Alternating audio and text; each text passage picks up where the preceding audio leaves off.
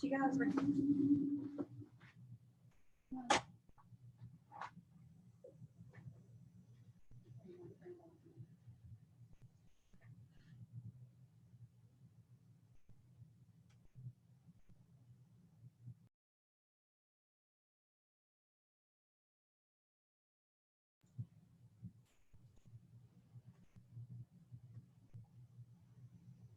Good morning, everyone.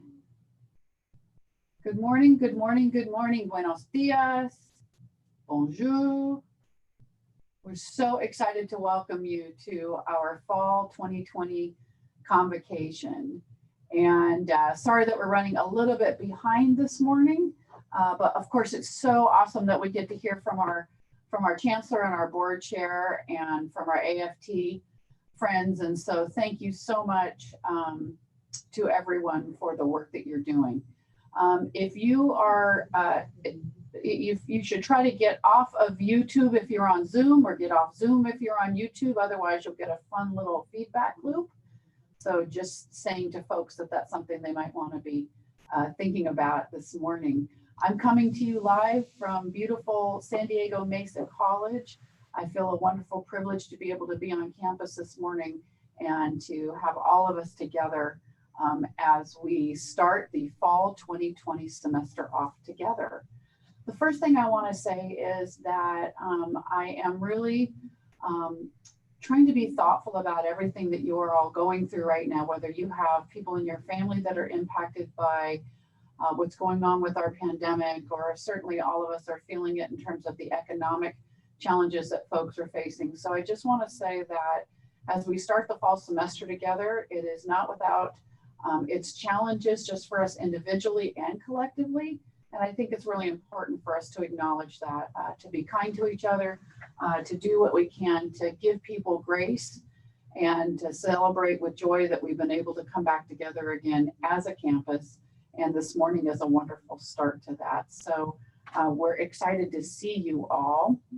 And so I'm going to go ahead and go on to the next slide, and we'll show you what the agenda looks like for today. And so you can see we've already had our all colleges convocation. Welcome this morning at 8:30. We are going to have a special presentation for Chancellor Carroll, which she's just now hearing about if she is signed in with us. And then of course we'll have our campus updates, and our governance leaders will do welcomes on behalf of their wonderful constituent groups. We're going to try to do some good Zoom breaking. We know that this can be taxing to just sit and stare at your screen all morning. So we're hoping to have a good hard stop so that we can get at least 10 minutes if you need another cup of coffee or tea or whatever you might need to do, because we want you back right at 10 o'clock for our fantastic panel. And I'm so excited that we'll be focusing on addressing racial inequality, our focus on anti-Blackness. And we have an incredible panel, and you will be able to participate in that panel by posting questions for the panel that they will answer live. And then of course we will end our morning, as we always do, with our Olympian Spirit Awards. And wow, we had 95 nominations. So don't think that in a remote format, people aren't appreciating the wonderful work that everyone is doing. So congratulations to all of our nominees, and we are excited to do that. So I'm just going to check in, and I just want to make sure. Yes. Well, good morning, Constance, and thank you for joining us. We're so happy. Good morning. So I am going to jump in. And so Constance, we of course have nothing embarrassing that we will do this morning as a tribute to you, because we would never do that. But what I do want to say is we are so grateful for your leadership as our chancellor, but of course, knowing that we're your favorites because you were at Mesa, we couldn't let today go away without some celebrating of you. And so we are going to go ahead and go on to the next slide. And you all know that one of my favorite things is the walk-up music that I curate each year. And so one of the things that I'm so disappointed about this year is I kept Aretha for your last convocation, Constance. And so our wonderful, wonderful Carloses in our IT department have managed to take some of our dance moves and put them to Aretha. So let's go ahead and watch Convocations Past with Dr. Carol.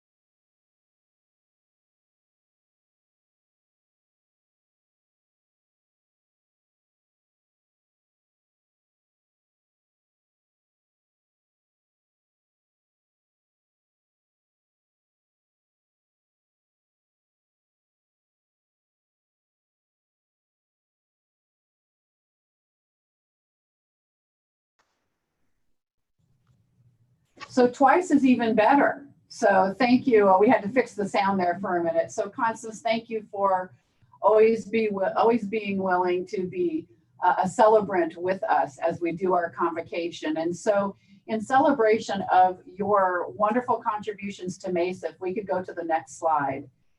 We are nothing if not archivists here at Mesa College, and we have run across some wonderful opportunities to celebrate you. And one of the wonderful ways that we would like to do that is you have been such an incredible supporter of the humanities and the Humanities Institute at Mesa. We found this PowerPoint that you had presented, I think in the 90s at some point, to the CCHA about our Mesa College Humanities Institute.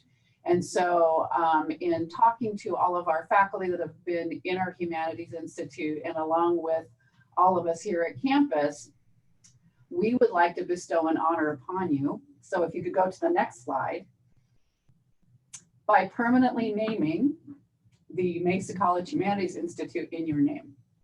And so in honor of your vision and commitment to the humanities, Mesa College and the Humanities Institute at Mesa College, we hereby bestow your name permanently upon this program.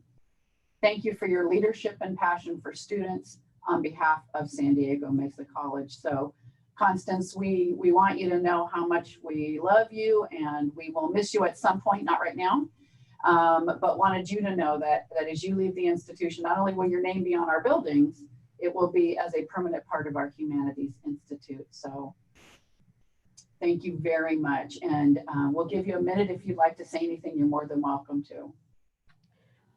I would just like to say that, you know, whenever I'm at Mesa, even virtually, it feels like home because it is home. Extraordinary institution. Many of you in the program today have been hired by me, including your distinguished president, and that's a source of pride. Naming the Humanities Institute after me is an honor that that has just hit me very hard, and it means the world to me. So I thank you for that. And I thank you for all you do.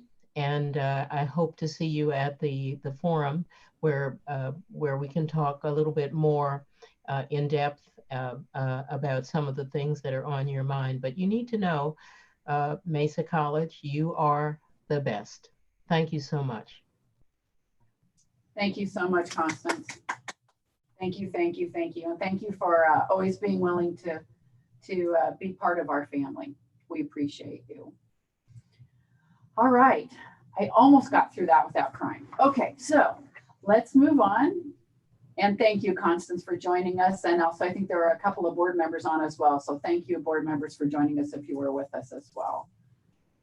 All right, we are going to move on in our program. And as you can see, there's our executive leadership team, and you will hear from all of them today.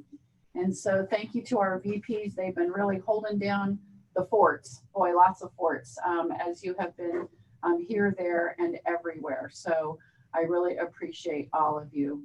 And so let's go ahead and move on to our next slide. And we will be hearing from our wonderful constituent leaders, our Senate presidents. And first up is Dr. Manuel Vellas, who is the president of the Academic Senate. Manuel. Thanks, Pam. Good morning, everybody. So I want to begin by welcoming all of you back as we come together to begin a new and very different and challenging academic year here at Mesa College.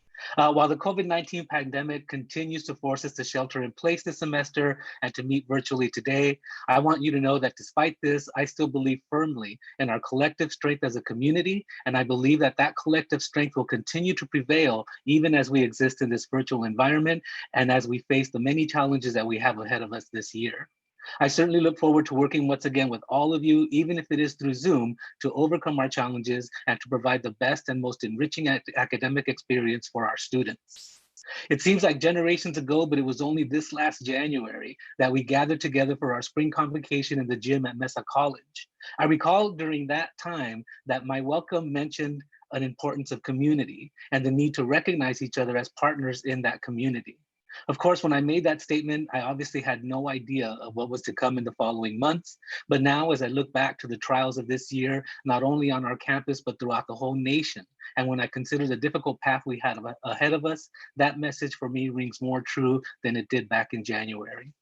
I'm sure that all of us here are very aware that we find ourselves in a very, very tumultuous and transformational moment, not only within the community colleges, but more importantly, throughout all of our society. Perhaps the most pervasive consequence of the COVID-19 pandemic to this point has been the way that it has exposed and exacerbated the social issues that plague our society. And as is always the case, it has also exposed and exacerbated racial injustices that have plagued communities of color for generations. No matter our political and social views, the realities of this year, amplified by this pandemic, have given us a resoundingly clear message. Society cannot continue as it has, and we must all come together and work together to address the social injustices exposed by this pandemic and to reimagine an environment both on our campus and in the community that is safe and inclusive for all of us. I know that seems idealistic to believe, and I know that it's hard to think that we could have such an impact, but I truly say this without any hyperbole. I believe that the strongest entity to deal with racism and social injustices in our society today is the community college, because of our close relationship with our communities that we serve, and more importantly, because of the relationships with those people within those communities who've most borne the brunt of racism and classism. Community colleges are often the only avenue students of color have to higher education and a better life, and as such become the most important purveyors of the tools our students will need, not only to shape a better future for themselves, but to also shape a better world for their communities and all of society. Our students are the agents of positive change that our society so desperately needs now. And our task ahead of us is to empower them by providing them with the education and perspective that will enable them to enact the change that we need. To do this is not an easy task. It means re-examining our own structures and processes and ensuring that our students of color have the opportunity to gain the necessary tools to become agents of positive change. It means committing ourselves with intentionality to become mentors and advisors to our students as those agents of positive change. And it means all of us coming together, from administration to faculty to classified professionals, to work collectively in their support as those agents. There's no doubt that we're truly living in some tumultuous times, and our outlook for the coming year is certainly not a cheerful or a rosy one. We face many hurdles and many large challenges ahead of us this year. But I stand committed to working with all of you to overcome our challenges and to empower our students. Again, I say with firm conviction that no other entity is more poised to address the issues we're currently facing more than the community college. This is my challenge for you this year. Imagine that we have the power to make the world a better place. Imagine that we have the ability to end the structural racism in our own college and in our own communities. And imagine that we can take part in creating a world that is truly just for everyone. Thank you very much, everybody. I hope you guys have a great year.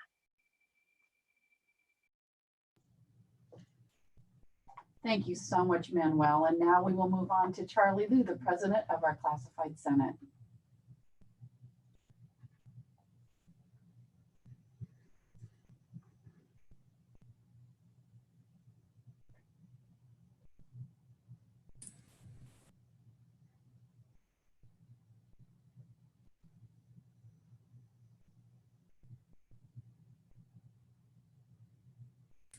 Sorry, everyone. I was just trying to find the unmute button there. I got lost.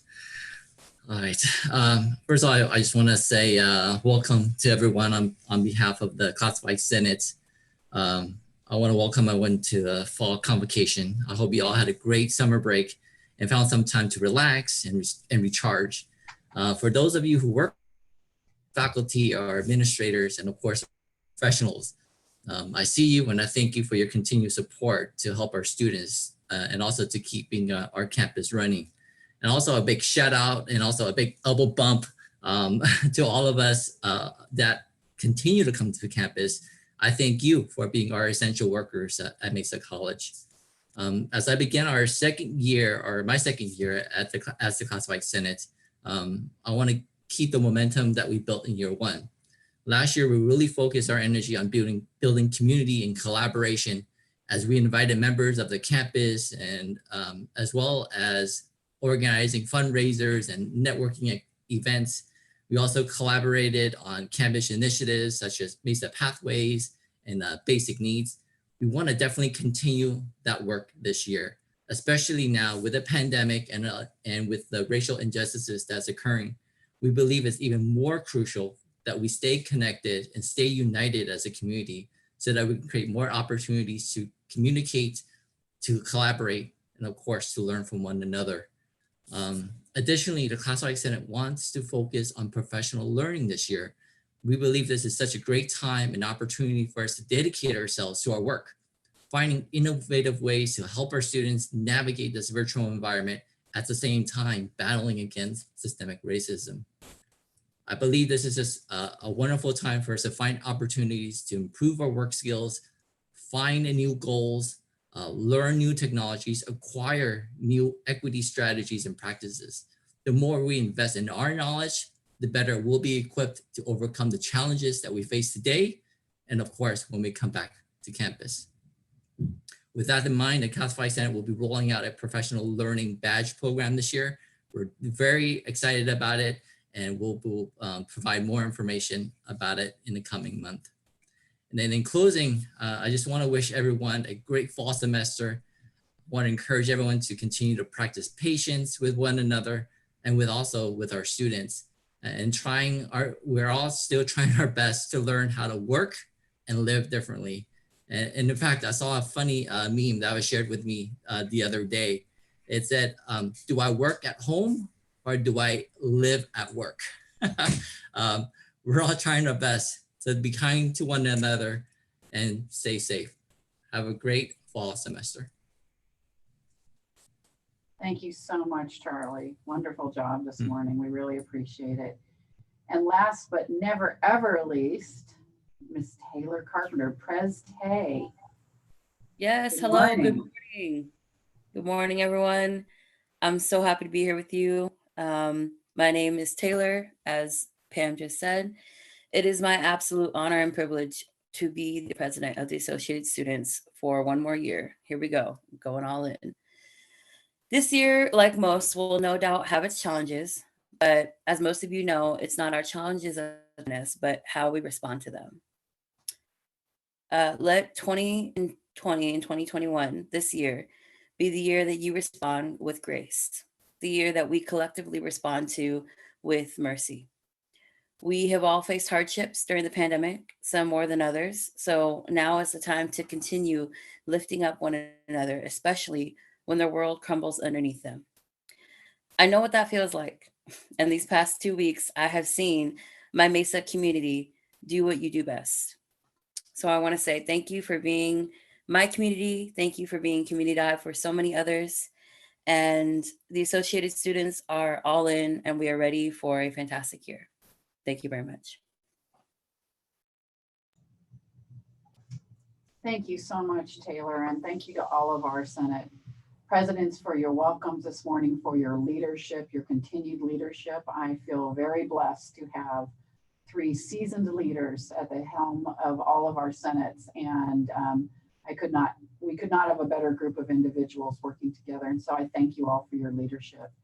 We're going to go ahead and move on to the next slide. And what I'd like to do this morning is, so there's my Bitmoji. I look, just a little younger. I mean, shouldn't we all look younger when we animate ourselves? But just wanted to say that I do have some updates, but in the interest of time, I really want to make sure that people get breaks along the way. And so there's just a couple of things I want to say about where we're headed. We are going to be having community forums twice a month in the fall semester. And we will be having our President's Cabinet meetings on the off weeks. Those are all done on Zoom and then taken out to YouTube. And so I'm hoping that folks that normally couldn't get to some of those meetings will consider participating with us. So those will be the ways that you'll be able to get live information about what we're doing. But also with our community forums, we're going to be engaging in some professional learning together. And one of the first things that we're doing at our first community forum will be a follow-on to today's Convocation panel on racial inequality and anti-Blackness. So I look forward to carrying that discussion forward. So in the interest of time, I am going to go ahead and leave other kinds of updates that you will see in things like First Monday and other places. And I'm going to go ahead and move on to our next slide.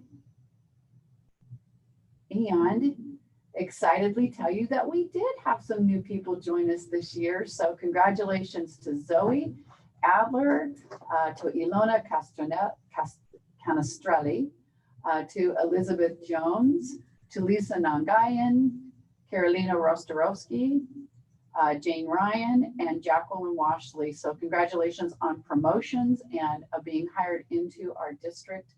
We welcome you with open arms. Many of you have been here already for a bit, but we always celebrate whomever we did not get to introduce at the last convocation. So welcome all. And congratulations on joining Mesa College. We look forward to seeing you in person, especially, I mean, we love all of you, but Jane, we really want to see you in person because that means our restaurant is back open again and open for business for all of us to come enjoy our wonderful students. So congratulations and welcome to Mesa College. All right, let's go ahead and move on. And we are now going to pass the baton to Dr. Isabel O'Connor, our VP of Instruction, Isabel. Muy buenos días a todos. In the interest of time, I will make this sort of a tapas, right? So this is the tapas, the appetizer to a great menu. And thank you for the comment on my hair. Yes, it was time to go natural and it happened. Yay. I had 2 slides ready for you. I don't have time to go through all of them, but in planning the presentation, I had one main goal. One was to show you the great work that our faculty and classified professionals and the fantastic instructional dean team did in the spring, making sure that our students had not only continuation of instruction, but good instruction. So you can see here a plethora of, from our little ones graduating at the Child Care Center to our fantastic ensemble in our drama. And my very favorite one, Cara, working in teaching her students in art history. I want to highlight that we also had all our students who got in progress grades in the spring complete their classes this summer. It was a Herculean task, and obviously I want to thank the deans, particularly Tina and Deneen, and the faculty in allied health and culinary arts. They worked administrative services and presentation at the statewide webinar with the chancellor's office on how we did it. And now we get a lot of emails from the state saying, how did you do it? I want to point out one more thing. All our dental assistant students completed their courses, and any of the students who look for a job, they're all employed. So that's awesome. Next slide. The next slide shows you a little touch, a little taste of what we have been doing for fall. Ever since the spring, a group of faculty, instructional deans, administrative services people, etc., we came together on what I call the Friday meetings and started planning for the spring. And I want to thank particularly Terry Kohlenberg. He has been a great colleague. It was mentioned by Charlie that collaboration is essential. And I can't thank Terry enough. He was there as we planned to have face-to-face classes, as we did surveys on what are the needs of faculty in terms of software and equipment for the students. And I also want to thank particularly Associate Dean Monica Romero, whose project management skills are superb. Once we did a lot of surveys, she put all the information together. And the result, as you can see on this slide, is we are building biology kits. We're building kits for our ceramics classes. We're trying to get to the students the materials that they need to succeed. And not only that, the pride and joy of this slide is not only the OER increase in the national award that we got for the teacher ed, but the Buddies program. The Buddies program is also part of that Friday planning group. And it was once again, Terry Kohlenberg, who was taking the class at the district and said, gee, I could use some help from a colleague. And that was the seed that was planted in the minds of our brilliant goddesses, Cara and Katie, who then took off this project and did an amazing job. We had 69 faculty members do the Buddies program in the summer. I can't wait to see all the projects. And because we don't have time today, we won't show you the video, but we'll do a special presentation at PCAB. And also, we are going to continue with a second cohort of buddies, and we are thinking of ways to support the faculty in the online teaching. We learned a lot in the spring. The faculty did an amazing job at teaching the students. We learned and we used the summer on how to do that better. Another thing very quickly that instruction is very focused on, in addition to guided pathways. And as you can see at the bottom of your screen very quickly, Bienvenida Marisa Liotto. I'm really excited that she is with us. We have counseling present. So excellent. And we're going to use pathways, and we are going to use a retreat in the work with the Academic Senate and Curriculum Committee to look at instructional processes and procedures, and to look at what role does instruction play in advancing social justice and combating racism. So that will be our focus for the year. One of the things that several of us, 10 of us, went to the Curriculum Institute this summer. It was one of the best I attended in many, many years, and left very excited about some initiatives like a cultural audit of the curriculum or building degrees on OER. So we got work to do. We are excited about it, and we are going to work with the rest of the campus to do it.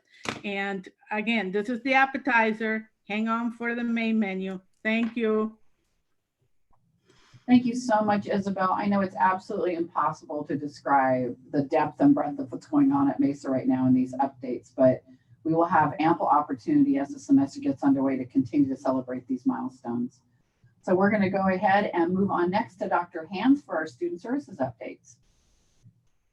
Right. Hey, everybody. It's Ashante Hands, Vice President for Student Services, and I'm so excited to share with you information on behalf of Student Services. We have been working tirelessly and intentionally to create the conditions that matter for our students to succeed. There's a lot of information on this screen and that I want to share, but one of the most important things that I want you all to remember is that if you are stuck, if you have information, partnerships, ways that you want or need to support our student services, we have over 25 departments in addition to many programs and services that target specific student populations to make sure that they have a sense of belonging, the support they need, access to resources, great people who care. And so we are here. If you remember nothing else, where to find information, how to access it, just know that you can come to us. We have been working really to make sure that we are ready for the fall semester. And one of the things that we want you to know is that we have an online student support services page. You can access this page off of the homepage. And what this will do is in one place give you access and contact information and helpful resources for all of our support services and programs. So make sure that you access that, make sure that you refer people to that information. We've also added that into the Canvas Commons, so that information is there. People are wondering if we're still providing all of our services, and the answer is a resounding yes. Counselors continue to counsel. Career continues to make sure that our students have access to job information, unemployment information. We have career peers helping with resumes. We are still providing accommodations, funding students, providing basic needs. So we are there. This summer, we hosted 10 summer cruise sessions, and we were able to serve 700 students, 100% online. And each of those students will have a peer navigator to help them navigate through the year. So we're very excited about the support that we were able to provide there. We also are excited to partner with the athletics, with our exercise science, we get the whole name right, Ryan, exercise science, health education, dance, and athletics, on the Olympians pathway prototype. So for those of you who don't know, our fall sports have been moved to spring. We want to make sure that our student athletes have clear pathways, are supported, have access to information. So we're starting something called the Olympians Pathway Prototype, and we're excited to be able to serve our students with such great intentionality and focus. Welcome Week is still taking place. An email is coming out that will let you know what type of activities that we have. So please participate and encourage your students to participate. And for those who need some last minute preparations, we are having extended hours this Friday until 5 p.m. and will also be available on Saturday from 8 to 1 p.m. So if you have students who are concerned last minute, please refer them to us. An email has already been sent about that, so you should have more information. We also wanted to let you know that we have been focusing on anti-Blackness as well in student services.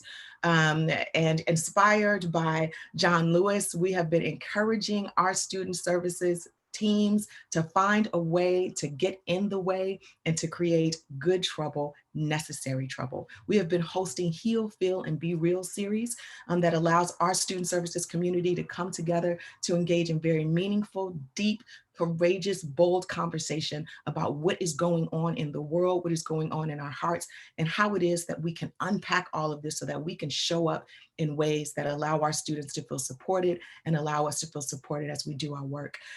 We've been hosting student forums, student health services, student equity, EOPS, counseling, have been hosting student forums specifically for Black students and for students in general, because we know that we need to create spaces for people to talk about what it is that they're experiencing, to find their voice, to understand what their capacity and ability to learn, grow, and contribute from all of this is. We've also put out a call to all student services departments, and that call is asking for each department to identify at least one policy, practice, procedure, program that either needs to be eradicated or erected to make sure that we can serve, in particular, our Black students, that we can remove barriers that prevent them, that we have placed, that prevent them from succeeding. So we're going to allow you to follow us on this journey. The Black Faculty Counselors Collaborative has been the first to step up to this charge, and they have a series of things that they have identified, specific actions that they will take this year to make sure that we see change and are part of the change that we need on this campus. We'll also be participating in a variety of equity leadership alliances and trainings. Next slide.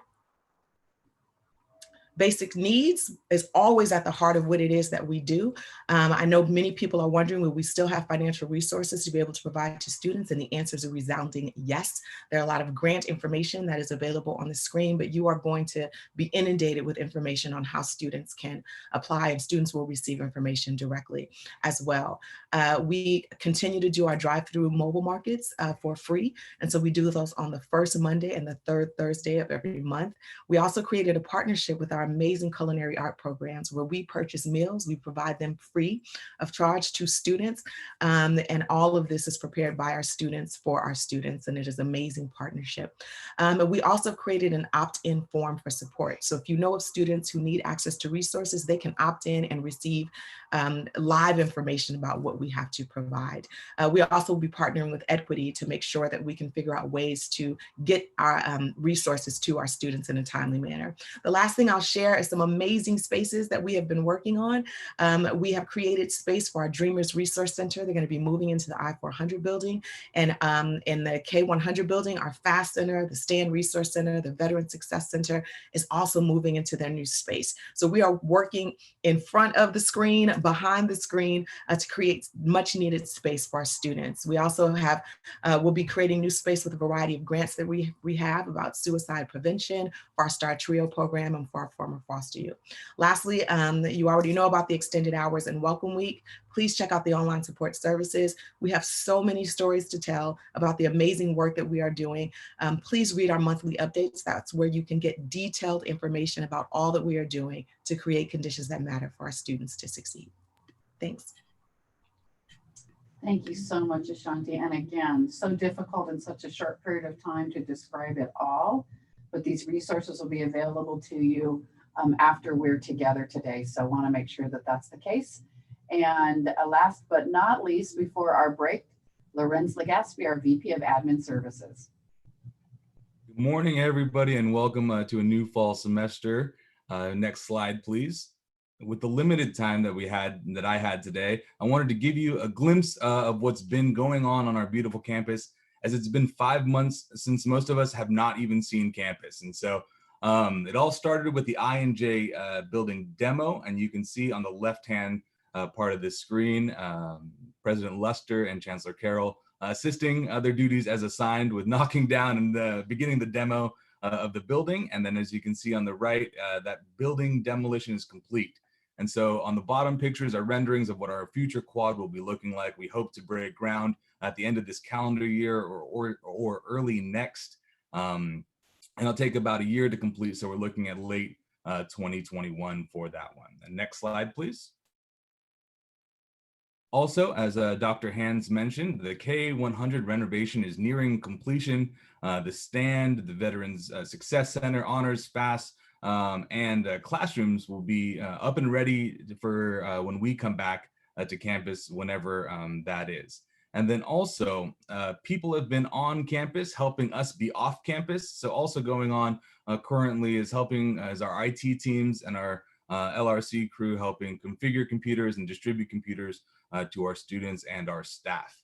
With that, there is so much more that we have been doing and we have been up to in administrative services, and we will have budget discussions, reopening planning, and we will discuss Mesa 2030, our educational and facilities master plan. All of those will be addressed via email, so look out for me from me today regarding our reopening plans, and then also at the President's Cabinet and all fall forums is where the venues will be for us to discuss everything going on in administrative services. But I just wanted to give everybody a glimpse of the campus that we all miss so dearly. And with that being said, next slide, please.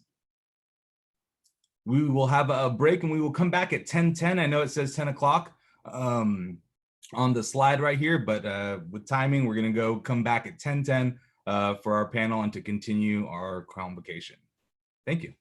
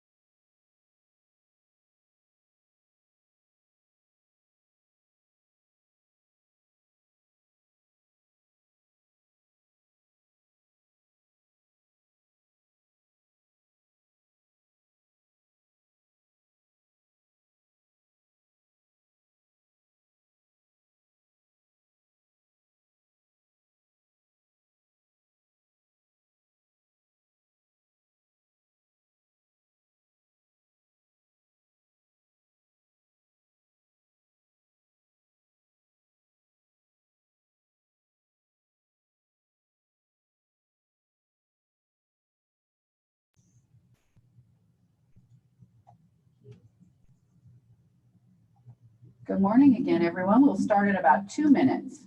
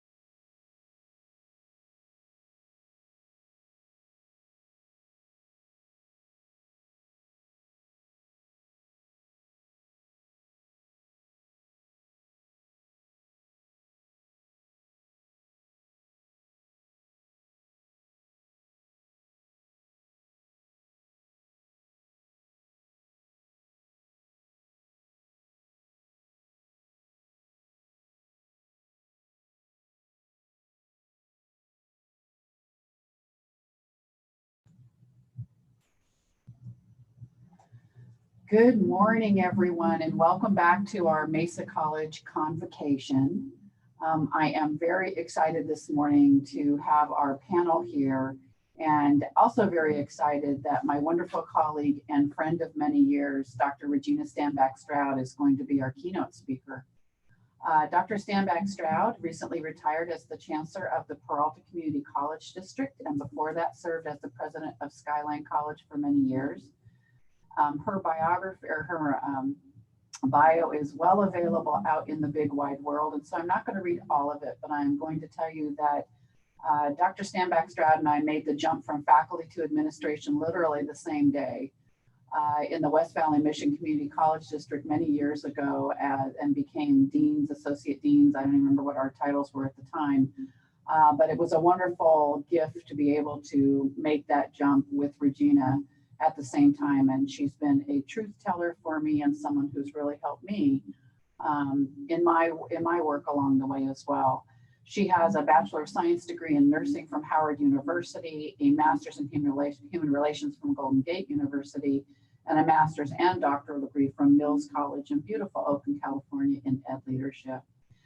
Her scholarly work has always been around diversity, equity, and inclusions, particularly racial inequality, and her dissertation was theorizing African-American women's leadership in predominantly white institutions of higher education. And without further ado, I would like to turn this over to Dr. Regina Stanback Stroud. Regina. Thank you very much. Thank you so much. And thank you to the San Diego Mesa College family for inviting me to be a part of this first day of the academic year. I've been in the community college institutions of higher education for more than 35 years. And I will say that I wasn't quite sure how I was going to do without having to be at the first day convocation event somewhere as I retired. I mean, last year I did that, and I happened to be in Paris at precisely this moment, so I managed. But today, this year, I got a wonderful call from my good friend Pam, and she asked me to join you, and so I'm very grateful to that. The other thing I want to do is congratulate Dr. Carroll on the naming of the Humanities Institute in her honor, and I would like to say that I would like to kick that off with being the first donor for any of the scholarships that you establish in that name. So I'll be working with Dr. Luster to make a $500 donation to the Dr. Constance M. Carroll Humanities Institute. I want to just start by acknowledging all of the good work that goes into San Diego Mesa College. I understand that this is a pretty woke college. that you have had teams of people that have been trained, whether it's through in-core attendance or whether it's working with Q or working with Dr. Harper, working with the guys over at San Diego where Jay Luke and Frank Harris, you name it, San Diego Mesa College has done it. So I understand that you have done quite a bit of work and that it is in the interest of becoming the leading college in equity and excellence. And with such a mission like that, the college, has been engaged in these deliberate steps to realize that commitment. And let me say to you that the students and the community are counting on you to get it right. Like if you can go to the next slide, please. So I'm gonna start by saying to you that a few nights ago, I listened as Lawrence O'Donnell read the transcripts of Mr. Floyd. And, quite frankly, that they're difficult to hear. And if I'm, in the interest of full disclosure, as a mother of a 35-year-old Black son, have not been able to fully get through the full video of him being murdered before our eyes, because I can't look at that without recognizing, just countless other men in my life that could be under that knee, whether it's my son or cousins or uncles or whether it's my colleagues or friends or neighbors. So I will say that I recognize that what Mr. Floyd was saying, if you listen to that transcript, what he was saying was he was appealing to the humanity of the officer. He was asking for his understanding and his compassion, because remember that Mr. Floyd died without knowing why he was being detained. So as he appealed to his compassion and trying to understand what was going on, he then apologized for anything that he did that caused this to be happening, that caused this inhumane treatment that was occurring under the color of authority. He said, I'll take responsibility. Whatever I did, man, dang, I don't know. Whatever I did. And then he tried to define who he was. He said, I'm not that kind of person. I'm a good person.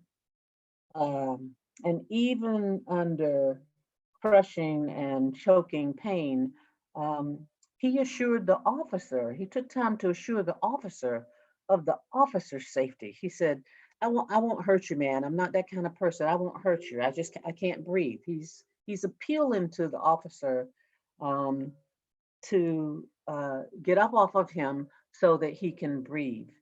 And he recognized what was happening and he called for his loved ones, things that all of us as humans can connect to, where he called for his mama.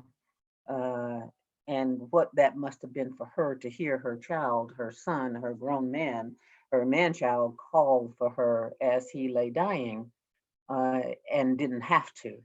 And then he realized that this was not going to change, and he started sending out messages to his children. He even said, I'm dead, so tell, and he named his children that I love them. He named off a couple of people in his family and said, tell them I love them. He described his physical pain and his psychological pain. And then he came to grips with the fact that this legally sanctioned activity under the color of authority was going to kill him. And then he died. He died right there. And the interesting thing is that it took 9 minutes for that to happen, or 8 minutes and 46 seconds, as the world could watch this person be killed. And even after, at one point the officer asked if he should let up, and the one who had his, Chauvin, who had his knee on his neck, said no. And it wasn't until a paramedic came, long after he no longer had a pulse, that they got up off of him. And there was something about this situation that broke through the consciousness of the nation and, quite frankly, the world. And so from my perspective, I thought maybe this highlights what Derek Bell was referring to when he called it the interest convergence and said that it's a principle of interest convergence provides that the interest of Black people in achieving racial equality will be accommodated only when it converges with the interests of whites. And so something about that incident has broken through the blood-brain barrier that often serves to dehumanize and otherize people of color, but particularly people of African descent. So it could be that interest convergence is because we now as a nation are watching, military trucks roll down the streets in our nation, and watching National Guard and secret militia type police arrest people. And we're watching kind of deconstructions of the traditional canons of democracy. And we're watching emboldened nationalism. And, over the last 2 months, 5 people have been lynched in the United States. So we're watching the emergence of these things that we thought long were a part of the past of the nation. And then there are people who are seeing, for an example, the double-digit unemployments of whites, and recognizing the critical nature of this now. Well, I can tell you that you talk to most Black people, whether they're formally learned or not, or whether they are looking at it from an academic sense or not, or from data or not, and they can tell you that the Black community has been unemployed in double digits for a long time. So this is not new. But it is new for many people in this nation. And so for whatever the reason it broke through that blood-brain barrier, I am glad to see that we have the opportunity to move with that momentum, because this occurred even before Mr. Floyd's death. It occurred with Ms. Bland and young child Tamir Rice and Mr. Gardner and other, the thousands of other Black people that have been murdered and have had violence exacted upon their body because they were doing regular things like that typically would not be criminalized, like barbecuing or bird watching or walking or sleeping or swimming or going or breathing. So we have on a daily basis many of those different things that take place. And for now, we have some increased consciousness around it. And yet as educators, we get up every day and somehow try to move forward. And I applaud San Diego Mesa College for trying to address it in ways of looking at its practices, processes, and procedures, and figuring out, where is it that we have structures that perpetuate anti-Blackness. If you can go to the next slide, please. Because we recognize that, there is race in education, and actually education can be used as a weapon. So you'll recall the famous quote that Carter G. Woodson said, that he said, if you cannot control a man's thinking, you do not have to worry about his action when you determine what the man shall think. You do not have to concern yourself with what he will do. If you make a man feel he is inferior, you will not have to compel him to accept inferior status. He will seek it for himself. If you make the man think that he is justly an outcast, you will not have to order him to the back door. He will go without being told. And if there is no back door, his very nature will demand one. So what Carter G. Woodson was saying was that the educational structure itself can be used as a weapon to maintain and perpetuate the whole notions of white supremacy. So if you go to the next slide, please. And so undoubtedly, San Diego Mesa College has not shied away from the difficulty and the discomfort. So with this, before I start this statement, I want to acknowledge my good friend Lasana Hotep, who works with Hotep's Consultant and serves as the Director of Equity and Inclusion and Belonging at UC Berkeley, who has shared some of the historical nature of the embedding of white supremacy in our educational systems, and some of the activities and initiatives that have allowed it to propel that idea from history to the present. So there's a Slate political article that Jamel Bowie wrote around enlightenment, and there's a renaissance around enlightenment. People that are concerned about, kind of the place that the country is going, and trying to refocus on, the intellectual movement. But what's missing in that discussion is the pseudoscience that was a part of the Enlightenment. Period. So if you look at that without looking at it in a historical or political context, then you can miss that the paradox of enlightenment, because there was a need to understand the whole pursuit of and the idea of humans, humans being humans because of the ability to reason and to pursue the whole notions of liberty and freedom in a place where there were entire groups of people who were not being respected as humans and who were held in bondage. And it built upon science, and that science got inculcated in our educational institutions. So a German anatomist, which was Blumenbach, did the initial classifications of race. Now, there were some other classifications of race that were based on geography, but he did the initial classifications of race doing the studies, comparing skulls, and then putting a hierarchy and basically establishing, as his colleague, as a later colleague said, that establishing that the people of African descent, that the quote unquote Negroes were the lowest of the low. And this influenced the creation of the Constitution, because as Blumenbach was doing his work, his doctoral work in 1775, publishing in 1776, another great document was being developed, and that was the Declaration of Independence. And as a matter of fact, Blumenbach's work around the racial hierarchy and the supremacy of whites, as he called them Caucasians, because he looked at the Caucasus Mountains and said that that was where the ideal of beauty, and surely that must be where whites came from, because it was the epitome of beauty, and whites were the epitome of beauty in the race. And so that influenced James Locke as they changed clauses in the Constitution over in the United States to make sure that people had power and authority over slaves. And then that led to the movement. Then let's move to the movement of eugenics. And there were even competitions to see, the better baby and the fitter family, to celebrate the superiority of whites. And that pseudoscience was used and adhered to and practiced by people who were architects of many of the things that we use in education. Go to the next slide, please.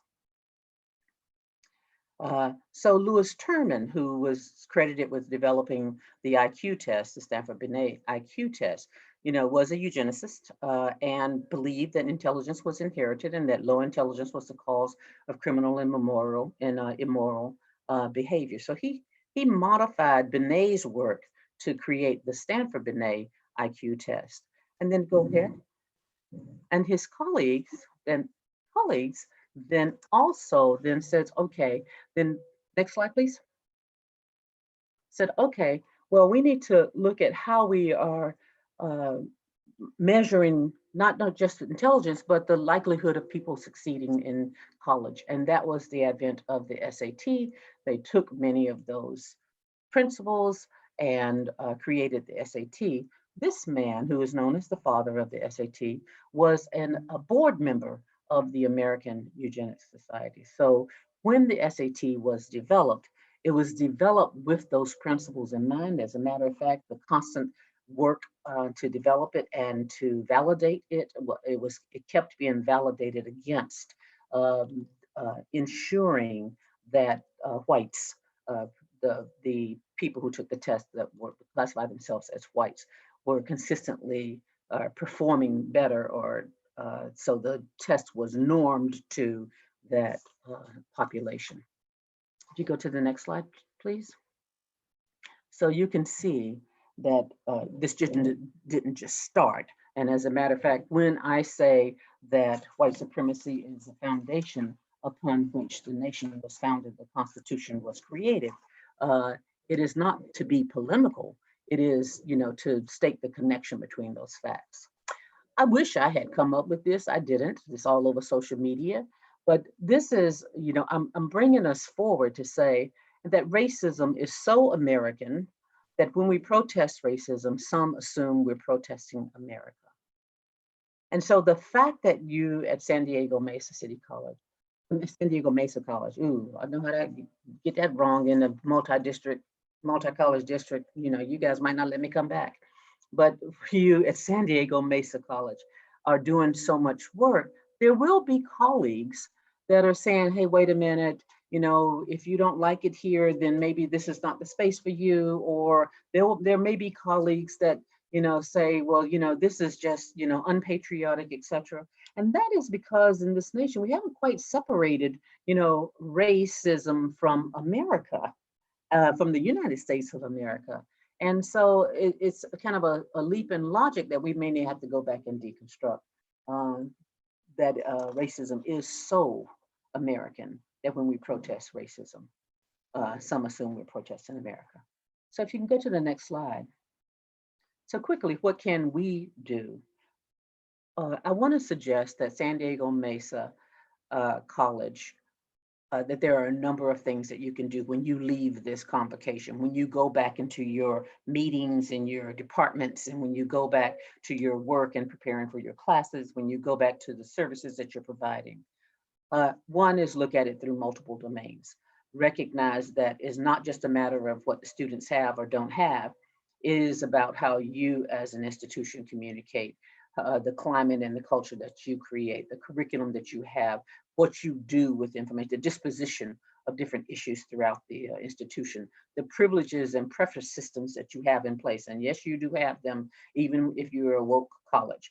Your evaluation processes, your hiring processes, your seniority processes, what's in your contracts, your tenure processes. Those are systems that do perpetuate privilege and preference. What policies do you have? What practices, processes, procedures do you have? I commonly tell institutions to mind your P's and Q's, and that includes practices, processes, procedures. What are your, what's your quantitative data? What's your qualitative data? What are the quagmires you are trying to address? Look at your resource allocation. How does it align with what you say is important to you? Look at the structures of your institution. And whether they are designed in order to facilitate students being able to get in, get through, and to graduate on time. Hold yourself accountable for the results. For an example, we can be very, very committed to diversity, but when you look at the ultimate processes of hiring, how successful were you in terms of diversifying the classroom? And I don't mean just the student services that may be connected to a categorical program that's traditionally associated with civil rights efforts, but what's that physics class looking like, English class looking like, sociology class, psychology class, what's that philosophy class looking like in terms of the diversity of the faculty and staff that you have in your institution? And then how are you using your positions of influence and consequence in order to make changes? What can you do as a faculty member, as a Senate president, as a classified member, as an administrator? What can you do in order to make that difference? There are so many different things that we can do, and we won't necessarily get it right. We have to give each other permission to be imperfect. None of us are as culturally fluent or racially literate as we want to be. I know that I am not. And one of the things that I used to tell my students is that we have to be willing to try, because I would have nursing students, let's say, that were afraid to do different types of procedures. And I would remind them, look, you cannot blow it. There's nothing you can do wrong. And even if you do wrong and they stop breathing and they turn blue, we still got 4 minutes. We can make a difference. So you can go to the next slide.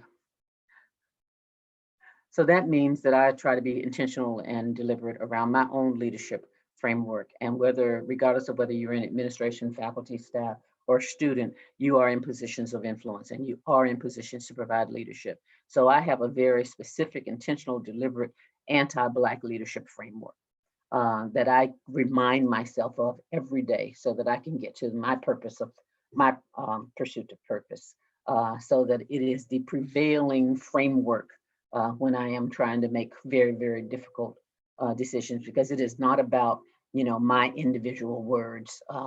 It's not about me just because I think I'm work, but it is about, what happens across this entire institution because of the collection of leadership. And I can tell you that in most of the institutions, perhaps not at San Diego Mesa, but in most of the institutions, I can read anything from the last year to the last 5 years of, let's say, academic senate meetings, and can find resolutions on whether there was input. I can find resolutions on transparency in the administration. I can find resolution on whether we should have bought those trees or those whiteboards. I can find resolutions on lots of different things, whether we have too many administrators, but I can't find one single resolution where there's a concern about the fact that 50% of the students that walk into that math class will not walk out with a successful grade, or I cannot find the resolutions that say stop business as usual, because the students who come here to get a degree in a 2-year institution don't leave with 80% of them don't leave, or 90% of them don't leave with a degree within 6 years. I can do the same thing with classified Senate meetings, perhaps not at San Diego Mesa, but in many institutions across. We can talk about the classified, we'll talk about in the backbone of the institution, the face of the institution, complaining that it's not respected, but crickets about how students are getting dropped at that admissions and records desk when they come to pay their bill because they didn't pay a $5 bill. I can listen to administrators complain about not having enough money, not having enough time, having a resistance to all of the resistance to change, but crickets when it's time to hold each other accountable for the results of the abysmal student success rates and the policies of exclusion. So go to the next slide, please. So I want to go back to this slide about structural racism, that it is not about one man, that this is about structural racism in a country built on Black slavery. That can change to anything. This is not about one faculty member. This is not about one student. This is not about one incident. This is not about one class. This is not about one plan. This is not about one policy. This is not about one purchase order. This is not about one assessment test. This is not about one thing. This is not about you. Go to the next slide, please. So you have lots to do. And you will do good and hard work. And the communities are counting on you to get it right, because their lives and their livelihoods will be impacted by whether you get it right or not. They're babies and children whose entire lives will change as a result of the work that you do and the commitment that you have. And much has to be done, and it won't happen overnight. But you have the gonus, you have the awareness, you have the critical consciousness, and if you don't have it, you're getting it, and to make the changes that are necessary.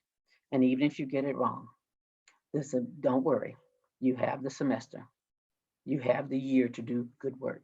Yes, you still have 4 minutes. Thank you.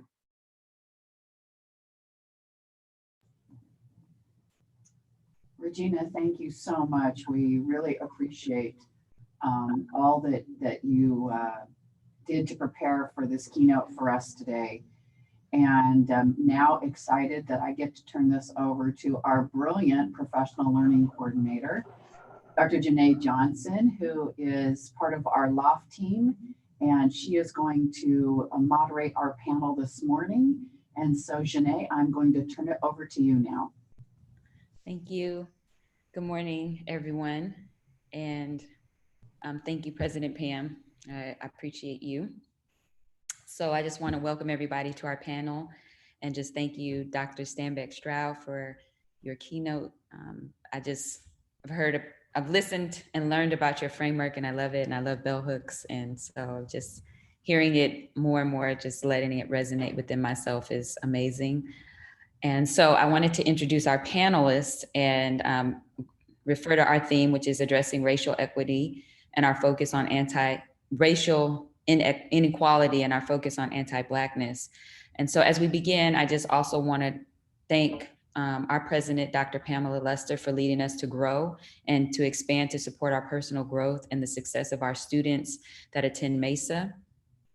And so I just want to take a few minutes to just introduce our panelists, and then I will give some information about how I will moderate, and then I will open it up for discussion. So again, I know you've heard a little bit from Dr. Stanback Stroud and the amazing work that she's done over the many years and her experience in higher education, as well as just as an education professional. And so thank you again for being here with us today. We have Dr. Keith Curry. Dr. Curry is the president and CEO of the Compton College and Compton Community College District. He has extensive experience in higher education and is recognized for his work and dedication to his students. I just want to share a few highlights. Again, you can visit the website to read more about all of our panelists today. But I just want to say that in 2017, he received the Distinguished Educator Award. In 2018, he received the Harry Butimer Distinguished Administrator Award. And in 2019, the Community College League of California presented him with the honor of, as one of three, the 2019 champions of equity by the Campaign for College Opportunity and National Association of Latino Elected and Appointed Officials Educational Fund. And so I just wanted to he has many extensive background, but I just wanted to share some of the highlights. So thank you, Dr. Curry, for being here today. We have Takima Mayasa, Dr. Takima Mayasa, who has recently completed her doctoral program. So give her a round of applause. She's a longtime resident of San Diego.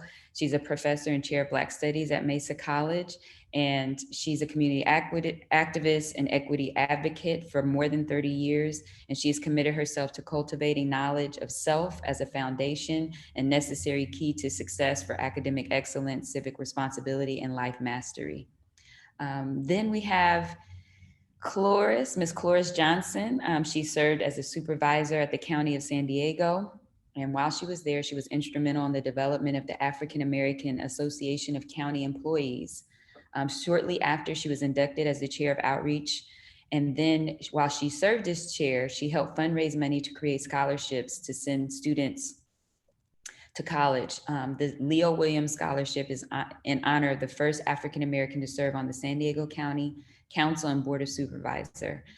Cloris found that her passion was helping students get through college and wanted her work to contribute to students and staff in a much larger capacity. So after 10 years at the county, she joined Mesa, the Mesa family. She worked in the president's office, and now she's currently in the instructional office specialist and the co-chair of the Classified Equity Task Force, which her and I get to collaborate on. Hi, Cloris. Then we have Manuel Velez. Manuel is served in various roles as an educator and has published several of his writing pieces. In 1996, he won the Pellicer Frost Binational Poetry Prize. He currently serves as a Chicano professor and the academic senate president at San Diego Mesa College, as well as the South representative on the executive council of the ASCCC. And then we have our esteemed guest, Ahmad Muhammad. He's from Southeast San Diego. He attended Lincoln High School. He did not finish his senior year, but was inspired by many friends and colleagues to go back to school, and he chose Mesa. And he described his great experience at Mesa with many of the professors and students, and he was a part of the graduating class of 2020 from Mesa College and will attend UC Berkeley in the spring. So I just want to welcome all of you and just thank you so much for being here. I just want to share a little bit as we begin the panel that, as you all know, that there's been strange times, right? We're experiencing a health, an economic, and a racial pandemic, but we all continue to show up for our students. And so I just want to thank you for being here. So as we engage in this equity work in a variety of ways, we are concerned about some of the things as it relates to COVID, but also structural and systematic racism and how that impacts our collective community. So sometimes the enormity of this situation can feel overwhelming, and our hope is to begin the conversation and take this moment into a movement. The topic of race and racism is affecting all of us, and the diverse group of panelists bring a wealth of experience to share with us today. So as professionals, they demonstrate the critical importance to lead and support initiatives around equity and social justice. So we were honored to have them join us today. And so what we want to do during this panel is ask them to answer questions about the topics of race and equity, discuss approaches in professional spaces, and then share their stories about their personal experiences. So as a panel moderator, I will be sharing the questions that we will engage with. We have a short period of time. So we want to have this rich discussion. So we ask that if you have questions to please put them in the Q&A. But before we source from the Q&A, we'll start with a few questions that we created for the panelists to answer. So let's get to the first question. So are you all ready? So the only protocol, I can't see everything, but I know sometimes we may want to speak at the same time, but I'll do my best to look if you have a raised hand or if you want to prompt me so that I know who wants to speak next. So the first question for our panel is, can you please just take a minute to share what you hope to convey on this panel today? This is Keith Curry. Okay, this is Keith Curry. I hope to be able to talk a little bit about what we're doing at Compton College regards to anti-Blackness, and also be able to engage and learn from you about what's happening at San Diego Mesa College, and be able to have a rich conversation of how we can improve our system together. Thank you. Dr. Stanback Stroud? Yes. I think that the important message that I would like to convey is that this work will not be for the faint of heart. It is exhausting, and because racism is exhausting. If you understand one of the fundamental purposes of racism, it is designed to distract.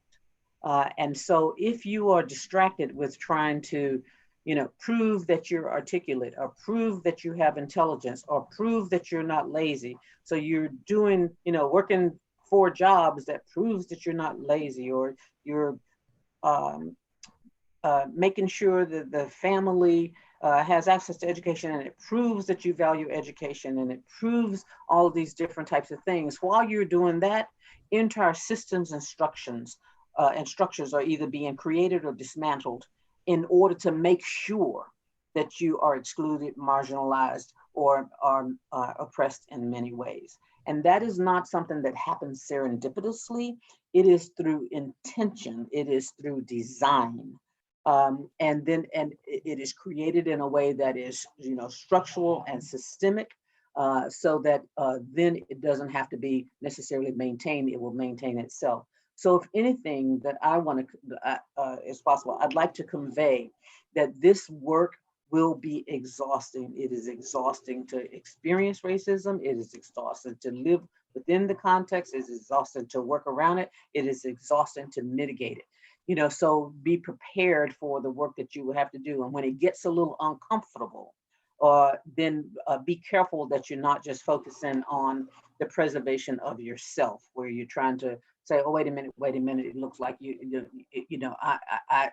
am I being called a racist? Or wait a minute, that's not what I meant, etc. Just my constant words are that it is really not about me, and it's really not about you. And this is hard work. Thank you so much. Manuel? Yeah, I'm going to add a little bit to what Dr. Stanback Stroud said. Definitely, this is going to be an exhausting conversation, an exhausting process. Part of the reason why we refer to these as difficult dialogues is because of what Dr. Stanback Stroud just mentioned, but also because definitely these topics carry with them a lot of emotional and subjective responses. So I think my message, what I would really want to start off with is, first of all, I want everybody to know that I have a lot of respect for everybody in this particular space. I want you to know that I come into this space fully open, ready to participate in true dialogue. I believe that we are all, as professionals, capable of this dialogue. And again, I want you to know that for me, this is a space of respect, where we can have these difficult dialogues, these courageous conversations, so to speak, but that we can still address issues that are definitely in need of being addressed. I think the other thing that I would want to say, and I know this is a little bit tough to say as well, but I think we need to begin this conversation with the understanding and the knowledge that we don't know racism. We may believe that we understand racism, but it is a very, very, very large issue, as Dr. Stanback has already mentioned. And we just simply do not have the capabilities or the tools to really understand and deal with racism in the way that it needs to be done. And I think it's necessary that we begin with that idea so that we can begin to understand or to work to understand racism, truly how it works on a systemic level, and not to believe that simply taking a couple of hours of cultural competency is going to be enough. Thank you. Thank you. So I would like to ask if Cloris, Ahmad, or Takima would like to share what they hope to convey. Cloris, okay. So I hope that everyone on this call is open to learning from all of the panelists, and also being open to hear our experiences, and that we can, although Mesa College is much further ahead than many places that I've ever been, I hope that this opens up a space where we can have dialogue and discuss these important topics and tough topics, that it results in the best interest of our students. Thank you. Ahmad, would you like to share? Yes, the message, thank you. The message I would like to convey today will be from our experiences, especially just coming from a Black student, a Black man, the experiences that I have encountered, not just on campus, but just every day as a Black man, even starting as a young child. So I would like to express that and convey those messages today. So thank you.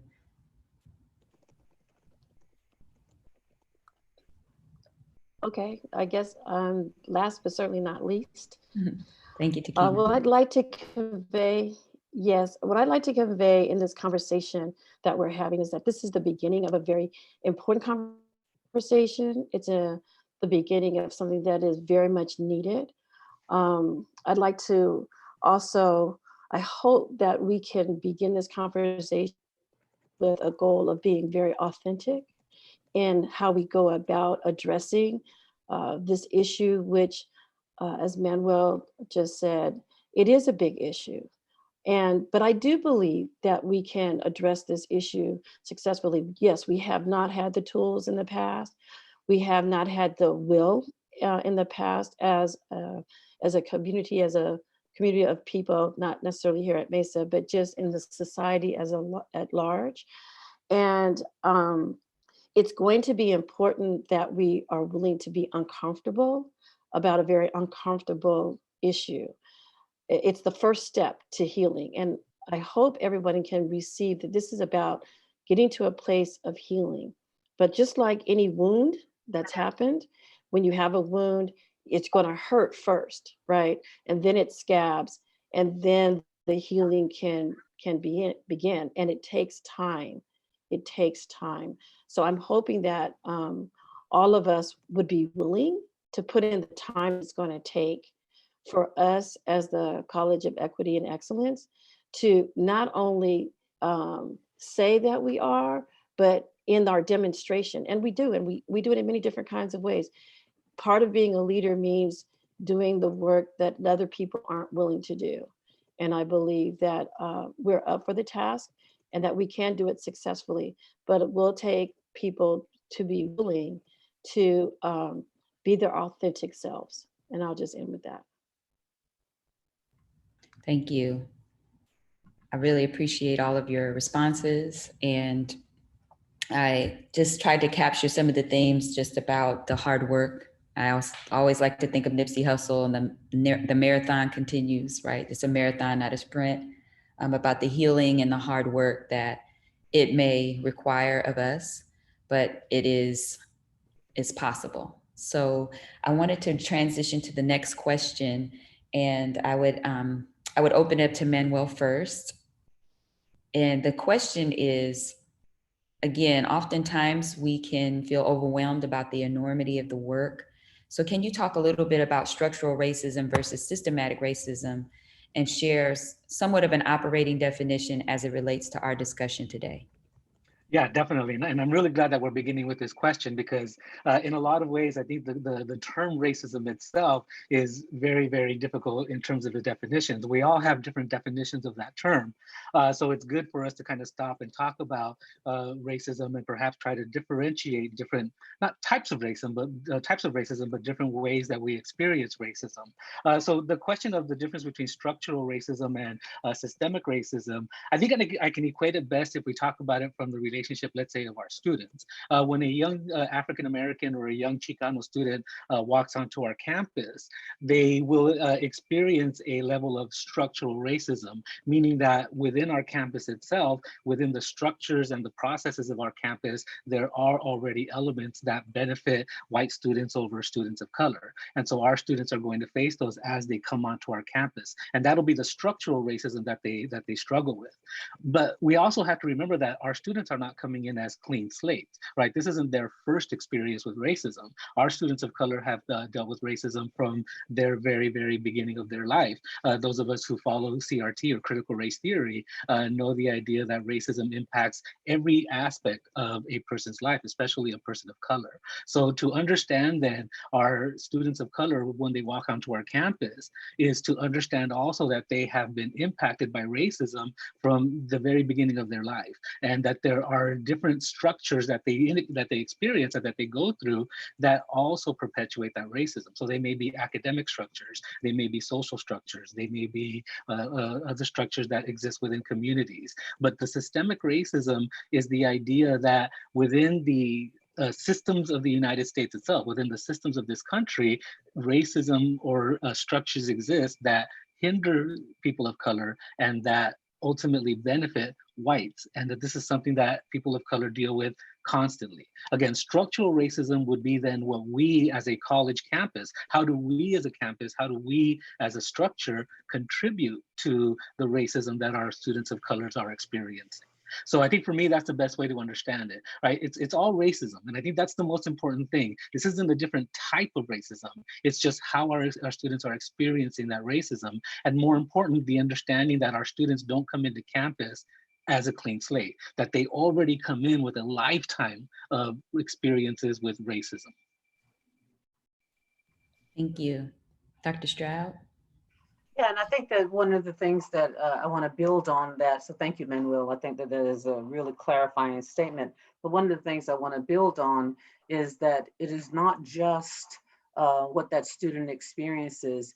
It is also, it may be the actual practices you have in the institution that you may or may not recognize is shaped by a racist foundation. So for an example, before the actual requirement, AB 7705 that says, look, you don't get to lock people in these long sequences of basic skills and have them take, years to get, 6 years to get through, get to the beginning of a course of a 2-year college degree, where those courses, English and math, are the gateways to the degree. And that gateway to the degree is the currency in which people have economic sustainability and economic and upward mobility.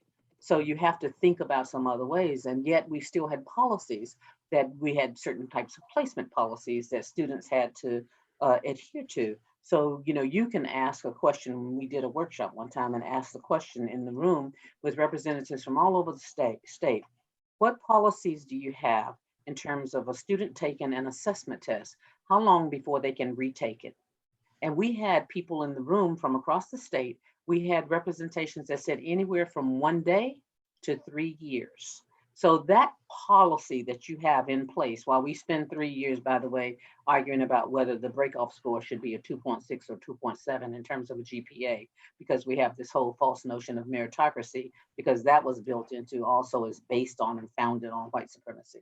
So that whole policy that you have on placement is an example of something that is part of the systemic racism that the student will experience, because it's embedded in our educational institutions. And it is part of the structural racism because it is part of the structure that you use to filter and sort and move students in or block students from getting in the interest or in the name of whether they're prepared or not whether you're prepared or not whether the institution is prepared or not whether the institution has practices that are inhibiting that student from getting there, but indeed it's looking at whether that student has some deficiency, and that policy is designed to make sure you weed out that deficiency and give them all of the remediation they need before they go forward and not have that deficiency anymore. And then we don't take a look at ourselves. That is the discussion of systemic and structural racism together. Thank you. Dr. Curry? Yeah, I just think for me, when this question, it makes me think about the history of our institution. Compton College was founded in 1927, and some of the policies that are from this institution, which was majority a white campus in 1927, is different than what it is now. But the problem that we have is that we still have the same policies and procedures that was created 30, 40 years ago, and everyone's afraid to look at them. And one of the things that I throw out there to my colleagues in the community college system is that we need to look at all of our policies and procedures from a different lens and look at it from a lens of anti-Blackness and really start to figure out, okay, let's change these policies. And the sad part about this, as an African-American CEO, I have to sit back and look at some of the policies that I'm creating and say, you know what, this might be a racist policy. Let me go back and fix this, and calling myself on a carpet regards to some of these policies. Because sometimes we make these decisions that are short decisions that we know we need to make that are racist decisions that impact Black students. And so we need to recognize when we make those mistakes ourselves and fix it. But let's look at the policies. Let's look at our policies on our campuses. Let's also look at Title V and really go in and fix these policies to make sure we meet the needs of our students. Right now is a perfect time to do that. Thank you. Would anyone else like to share? I like to keep. Okay, I'll jump in on this. I'm sorry, say again. No, I was just saying, I like that Keith thought 1927 was 30 or 40 years ago. COVID-19. So as it relates to the issue of systemic racism, part of what systemic racism or the calling of anti-Blackness is being able to call it out, right? Calling out the process and the procedures that support white supremacy in a variety of different kinds of ways. And in doing that, what happens is we're able to identify these inequities as it relates to access, opportunity, power and agency, and how those things are inequitable for our students, not just our students, but even when we talk about relationships between faculty and admin, and the inequities that occur there, how the treatment that people receive. Several of you have talked about policies and practices that are impaired by institutionalized racism. And I'd like to just say though too, that oftentimes when we talk about meeting or changing these racist policies, often there's a denial that we can change them, right? Well, we didn't make that policy.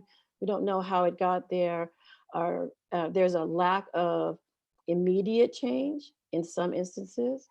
There's a persistence of, well, gradual change. Let's do it gradually, as opposed to finding ways to have more immediacy about it. And so therefore it continues to be perpetuated.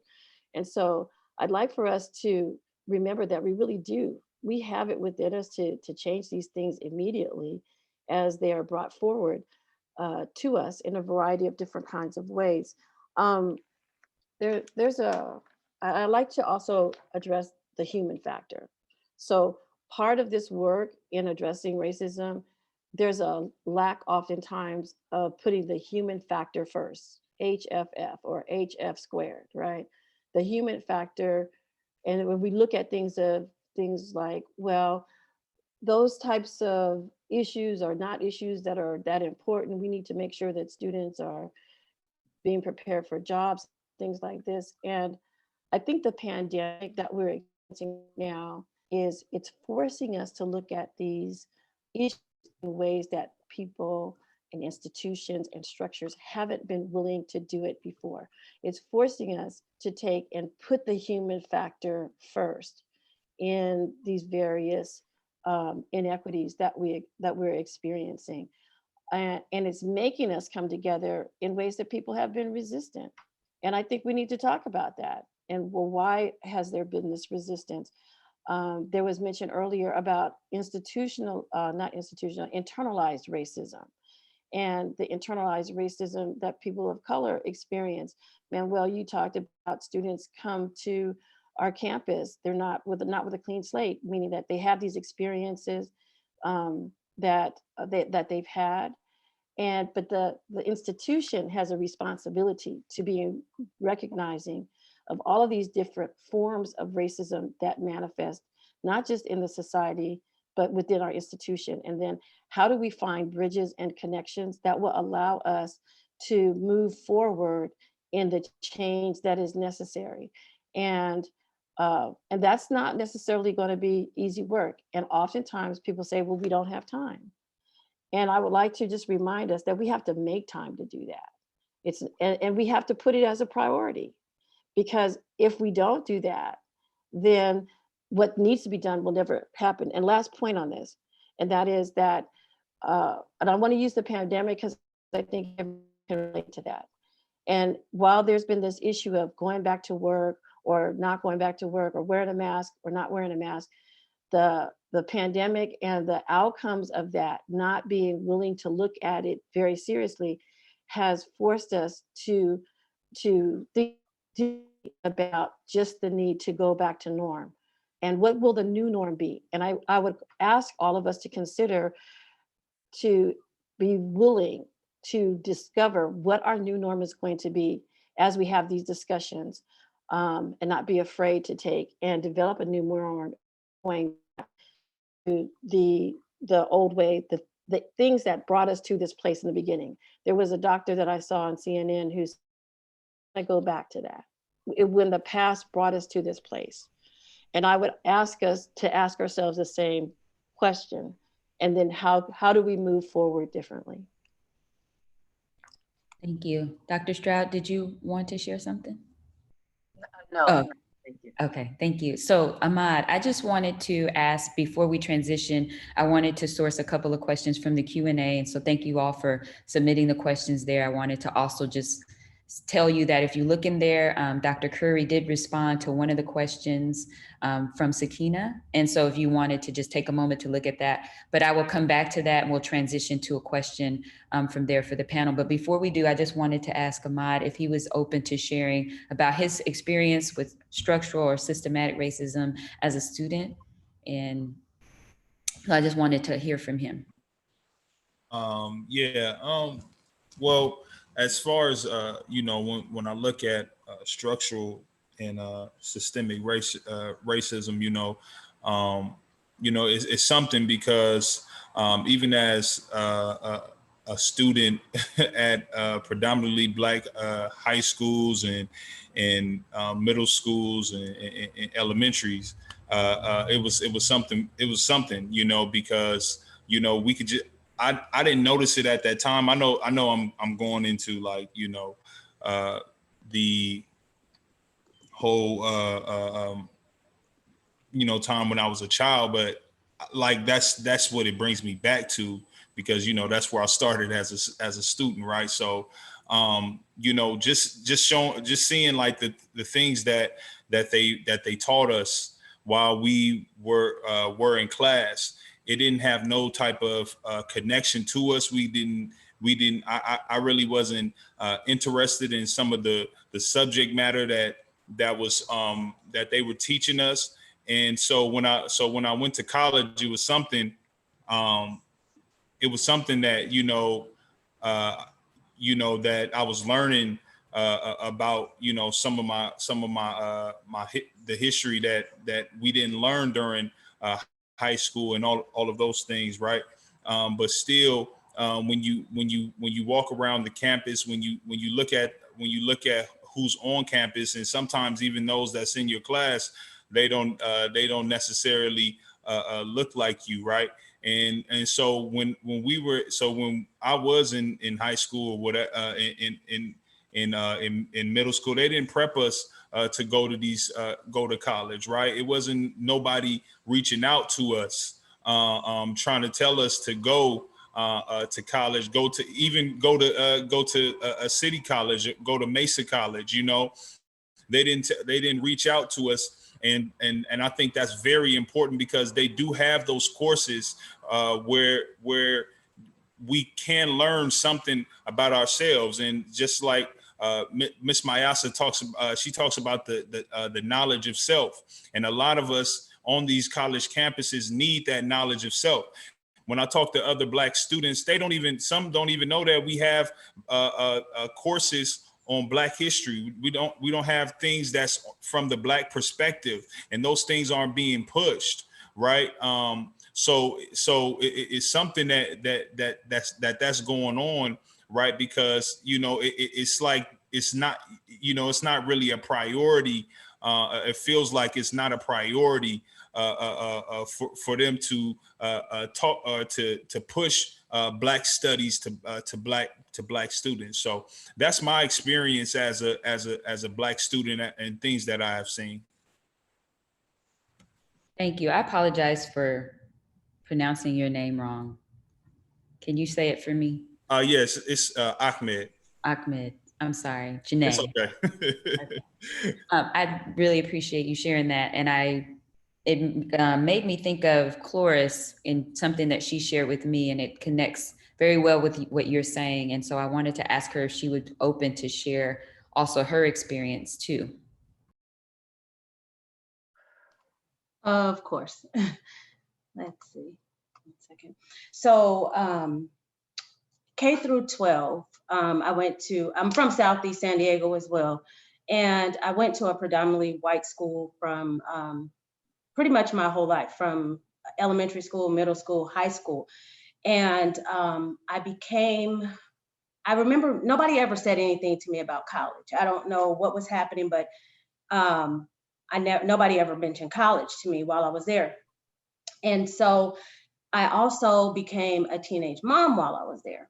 And I remember them saying, well, I know a school that's going to be great for you. It's a continuation school. And when they mentioned the school, I was thinking to myself, I think somebody got stabbed there. That's where you want me to go. And so I chose a school that was close to my home. And I will say that I couldn't believe the love that I got at that school. It was very different. The 10 years that I spent up north did not compare to what I had at home. And it was really mind-boggling to me of what was happening. And so I remember them asking me, saying, oh, go to the Career Center. I said, well, what happens in the Career Center? And they were preparing at this school, they were preparing the kids. They had deadlines to apply for college. A lot of my friends were going to HBCUs. However, when you looked at my transcripts, I didn't have it. I was able to graduate, but nobody ever looked beyond college. Nobody talked beyond college. I mean, beyond high school, my apologies. So I had a lot of support from my parents, but both of my parents were born in the 1930s. So they were a lot older than me. They did well for themselves, but they didn't really need a college education at that time to be able to make it. So they weren't able to guide me in this sense. They could guide me in a lot of places, but the education system wasn't one of them. And so I will say that I had a stigma in the Black and the white community. When you're a teenage mom, there was a stigma on both ends. And so it was another situation where I ended up going to the community college that most of the kids in my neighborhood went to. And while I was there, I was on every program. I had a child, so I qualified for every program. So although I never worked in student services, I could tell you every program is student services because I was that. And so while I qualified for everything, part of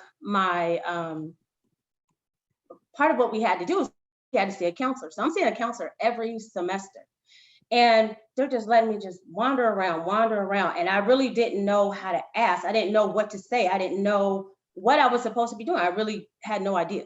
And so I can remember being there for some time. And finally I met this one counselor, and I want to say it was probably EOPS.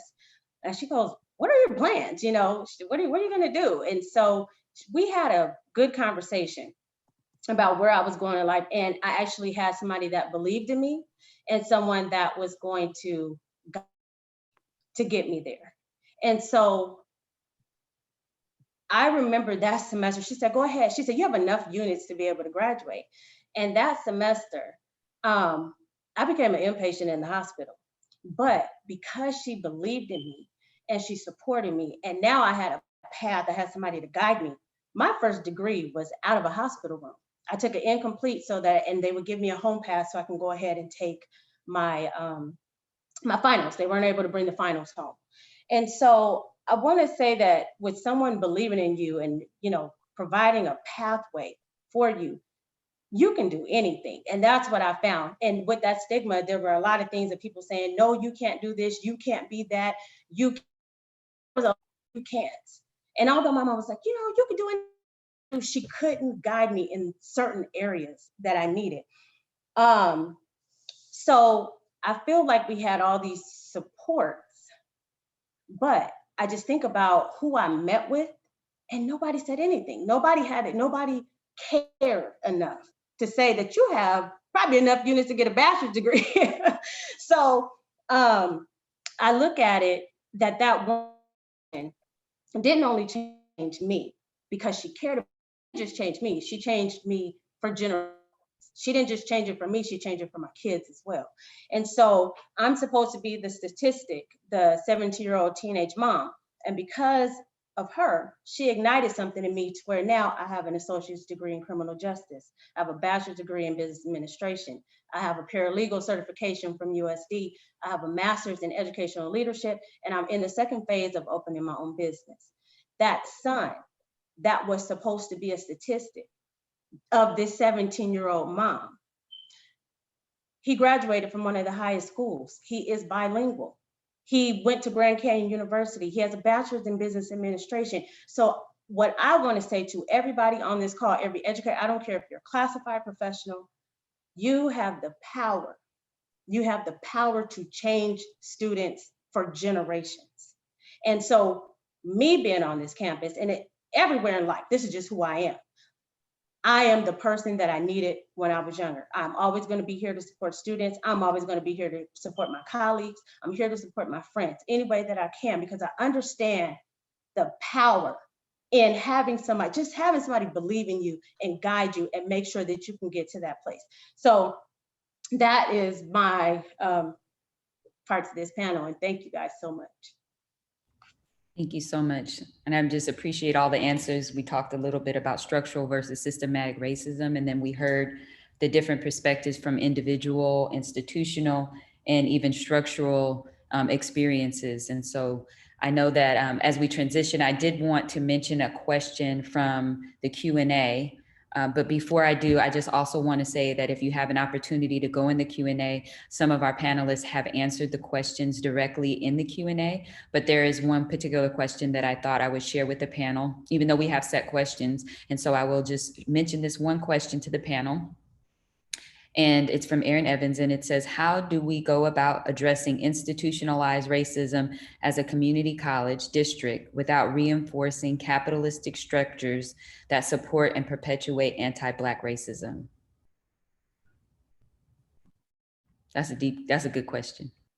Yeah, I actually asked that person to tell me more about that question because I'm trying to understand the nuance. I'm trying to understand the substance of the question.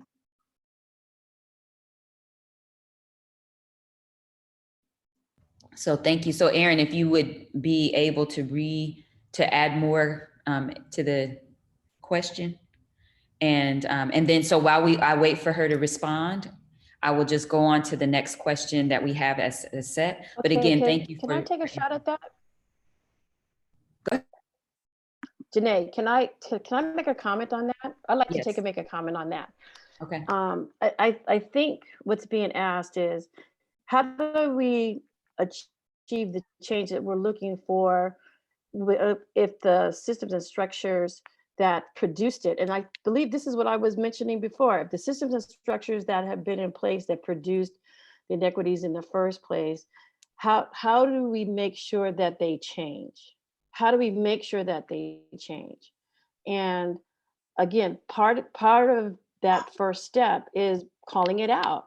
Where is it that these systems of colonialistic thought practice and these other things exist? Once we've identified them, then how do we move to a place or a space of authenticity, allows us to work collectively to make that change, even in the midst of growing pains, right? And this is a conversation that, of course, we're going to have more enduringly, but I think the really answer is we can't be afraid to just do it. And there are some people who are going to be afraid to want to do it. And there's a lot of xenophobia around change. And so we have to acknowledge the xenophobia around being willing to change, and then create bridges and places and spaces where we can continue to be authentic about what needs to change. And I want to make one other point. We have to be willing to acknowledge that that it's not a one size fits all, right? Because we say, well, follow this path or follow that path. Different students need different things, and we have to be willing to provide those options on equitable terms and not marginalize or have disciplines like Black Studies, Chicano Studies, ethnic studies be add-ons, optional, as opposed to being a part of the mainstream, so that they work for the students who need them. And I want to say one other thing. Black Studies, Chicano Studies, and ethnic studies programming are for everybody, not just for those populations. And I'd like to add to that, Janae, if that's okay. Oh, yes, please. Yeah, thank you. So thank you for the clarification of the question. I also want to say that there are a number of things that I think are important. One, we have to give it the respect that it deserves, and we have to be willing to get smart about the different issues. So for an example, if we're trying to figure out how to deconstruct our institutions and dismantle structures that are that have the impact of anti-Blackness or have a racist impact, then we have to be willing to interrogate ourselves. We have to be willing to confront ourselves around those things. We have to make ourselves smart about, under the foundations of it. We have to be willing to have the uncomfortable conversations. We have to be willing to be bold and courageous, and to, quite frankly, have perspectives that may not make you the most popular person in the institution. I commonly would talk to my leadership team and say, while I want to be liked by everyone, I want to, have people say great things about me because they like me. The reality is that I am willing to understand the conviction, my conviction. I'm willing to understand my purpose and my cause, and I'm willing to take those positions, even if it's uncomfortable. Even if it's in a time of controversy and inconvenience, I am willing to take those stands. So I think that that's one of the important things. I think we have to do actually some kind of systemic analysis, just like we would do any other process that we look at. We have to be willing to systemically analyze our practices, our procedures, our policies, etc. We have to be able to pull and ask the right questions, pull the right data. And when I am hiring people, for an example, and I hear people come in and they've got a commitment to diversity, and they'll talk about all of the work they've done and all the diverse populations they work with. And then especially if the population was almost a homogenous population of people of color, they say it was very, very diverse, when actually that actually is not very diverse. So I've listened to lots of different things, and then I can say, well, tell me what's the percentage of the students who basically get out of your classes and successfully? Well, I haven't, they'll say, well, about 80% of the students get out. Well, yeah, but disaggregate that by race. You've been teaching for, 15 years. You've been a part-time faculty member for 20 years. That's commonly some of the narrative that I get. And they say, well, I haven't really looked at it that way. So that means we haven't taken the opportunity to ask the right questions and get the data. So we should be disaggregating that information by race, and then making some decisions and making some hard decisions, and not having what I call the the luxury of, of time and the luxury of privilege, quite frankly, to take 2 and 3 and 4 semesters in order to make a decision that will impact the student's life and impact their ability to be able to get out of that institution. Thank you. So I have a question for the panel. And that question is, how do you interrogate your own biases about race and racism? Janae, I could start with that one. Okay. For me, that takes me to the term intersectionality. And again, that's a term that comes through critical race theory. And it is the idea that each of us have these competing identities that intersect with each other. And I think it's important for us to recognize that those intersectionalities exist within the self as well. So I am Chicano, and as a Chicano, I definitely experience discrimination and prejudice. But I'm also male, I'm cis male. And as a cis male, that brings me privilege also over people who are not cis male. And so part of my process then is to recognize that that moment of intersectionality is a real moment. And it may be complicated and it may make things more complex, but I need to recognize that I am not simply the oppressed, that I do, because of my intersectionality, play the role of oppressor and maybe even perpetuate those roles if I'm not careful, if I'm not actively aware of that intersectionality. So again, for me, it goes back to that idea. I have competing identities, and those identities create different power dynamics, if you will, with the people with whom I relate. And Manuel, if I could just piggyback off what you just said, for me, I totally agree with what you said, but I add on to it as a college president. I'm in a position of power where I can be able to make change for my institution. So I have to recognize the role that I currently play and how individuals can feel oppressed based off of decisions that I'm making and making sure our voices are being heard. And so what I try to do is I try to listen as much as possible before making decisions and really try to understand the data, but also make myself feel uncomfortable, because as a college president, there's some times where I have to be uncomfortable and understand the decisions I'm making are on the wrong side of things. And I need to listen to my faculty and to my staff. And so for me being uncomfortable, I feel I'm a better leader when I'm uncomfortable, because that takes the title away. I'm thinking about what's best for my organization. Well, I want to be like Keith when I grow up, but I just have to tell you that I may not be that magnanimous. Because I think he's absolutely right. One of the things that I really do work very hard on is, first of all, self-reflection and paying attention to what my part is in it. And, I came up in the segregated South. I was raised in poverty, though it was the kind of poverty that the grown-ups knew we were poor, but the children didn't know. And at the same time, while I had friends at school who didn't know where their lunch was coming from, I knew where mine was coming from. So I have all of these kind of different experiences, and as you mentioned, kind of intersections in identity. I am a very privileged African-American woman that has a successful tenure in higher education, retired well, and don't have to subtotal the receipt like my mother did in order to see how much of the groceries cost so far.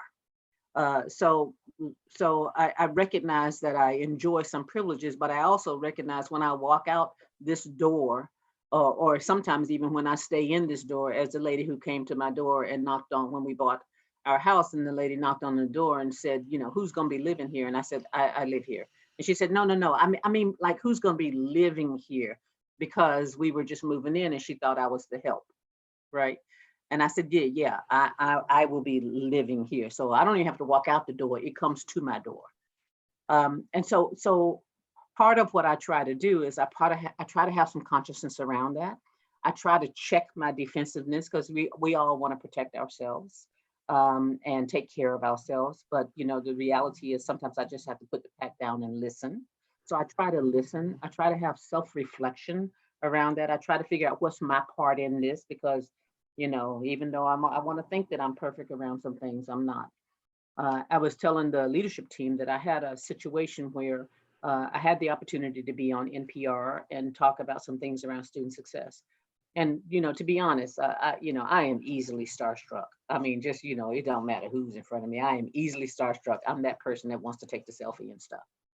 However, I was really excited about being in the room with Michael Krasny, right? Just, you know, everybody else was preparing and listening to the questions that he was asking on the panel. I was just, you know, excited about being in the room with him. And, you know, he asked a question and I did my little humble ability to try to answer it. And I recognized that this was a national audience. And after I got off of air and I went back to my institution, I got an email from someone from, you know, Northeast states. I want to say Maine or, you know, one of the Northern Eastern states.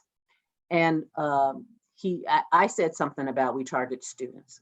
And he said, would you demilitarize your language? Because there are students, we have students who have real targets on their back, who will be killed because of who they are or what they look like. And, you know, when I first read the email, I was like, oh, you know, come on. But then I realized that I was just simply being defensive.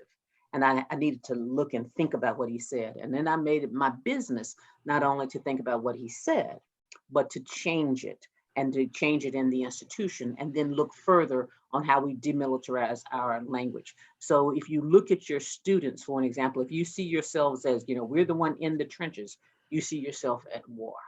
And then that means that you see your students as combatants. If you're looking at, you know, landmines, you're seeing yourself at war. And I can just go through a lot of the language that we use in institutions of higher education that juxtapose us compared to the students and put the students in a battle for their lives. So that's one of the things that I try to do is I just try to get smarter about things. And when I get the criticism, use that criticism constructively, you know, even though it might hurt a little. Wow, thank you. Demilitarize the language. Thank you. I would like to just ask if anyone else in the panel. Okay, so I'd like to, yes, I'd like to say something. First, we'd have to take, I think, and I'll take ownership of this. First, one has to take and know that we all have biases. You can't live in America. Jane Elliott says you can't live in America, grow up in America, and not have some type of racism that's been imprinted upon you. And we all have internalized racism that we experience as a result of that cultural dynamic that is true. People who come to America all the time and become changed by becoming American.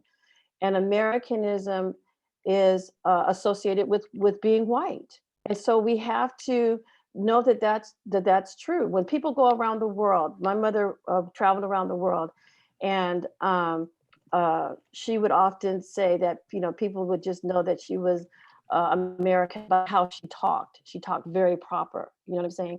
And so there's an association that Americanism is associated with talking a certain kind of way, being a certain kind of way. And part of the bias is I have to check myself all the time. Why am I doing this? Am I doing these things because someone told me I should be doing these things? Or is this something that I really want to do? Is it something that fits within me? I've had, in my years of being an educator, people who say, hi, Takima, you know, I really love your costume. You know what I mean? When I'm walking across the parking lot, and I have to check myself and say, well, okay, where was that coming from, right? And it wasn't meant to be something offensive, but it's just, that gets back to what Dr. Stroud said, is it's the language, right? What's language are we using to communicate what we're trying to authentically be and do? And I want to also say another thing, and that's about self-love. And Ahmed talked about this. And one of the things that we talk about in Black Studies continuously is we live in a society that teaches us to love outside of ourselves instead of having self-love. And part of self-love means I have to know, and this is something I did in the DL, what's the hardest math to master, right? how to count your blessings and who's the person that you're going to know longest in your life. And that's yourself. And how do I come to a place of loving myself just the way I am when we live in a society that will make every other kind of color contacts except for dark brown, right? That says something. And so being able to come to that place where not only I love myself, but when we talk about dealing with anti-Blackness, can we see ourselves in other people, whether we're by ethnicity, by gender, by sexual affiliation? Can I see my humanity? And this gets back to what I was saying before about the human factor first. Can I see my humanity in other people and come from that place first and acknowledge that I'm a human being that has equal rights and opportunities that I should take and tap into as well. And that's going to take work. And that's what self-love and affective learning is all about. And this is why knowledge of self, cultural knowledge of self, and that other people need to have appreciation, right? And not tolerance. Because we live in a society that says we should tolerate other people instead of appreciating them authentically. So before anyone else responds, I just want to say that we're getting close to the end of our time. We have about 7 minutes. And so I'm going to put a wrap-up question out there, but I would ask that when Ahmed speaks, if he could even if he could just weave in some of what his experience was at Mesa that allowed him to be successful. So I'm going to throw this final question out there. And then if I didn't get a chance to ask him this personally, it was in the Q&A, and he can also respond there as well. But if he would be so kind to just share a little bit about what helped him at Mesa. And then I share this with the full panel and Cloris as well. So over the next few months, as we continue to deal with the health, economic, and racial pandemic, what will it look like for Mesa to have interrogated their own structures about racism? What will it look like? What will that look like, or what will we discover 6 months from now, a year from now, and what can we do to help us collectively? So what would that look like for us? What do you think that would look like for us?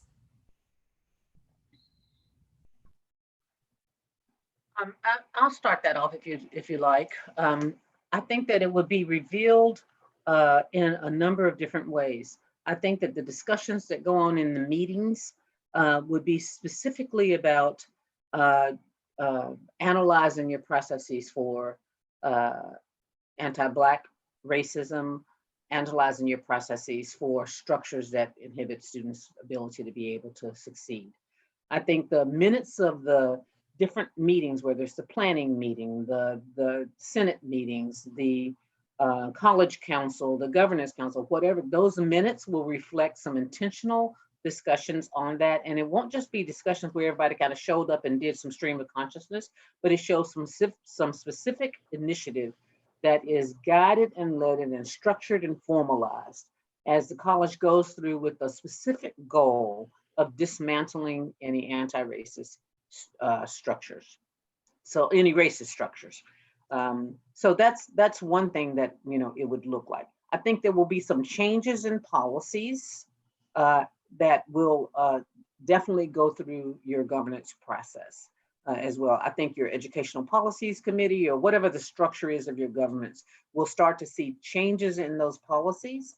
I think that the constituent groups will take positions on those things and be contributing ideas about how to make those changes. I think that people throughout the institution that work at the desk, in the office, in the halls, wherever they are serving students or teaching students, will be given their very specific ideas about what needs to happen or what needs to change.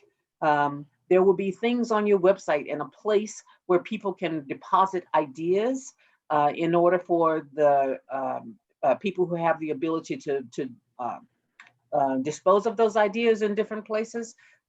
There'll be a mechanism for that open and ongoing conversation, and whether it's through suggestion box on your website or whatever that might be.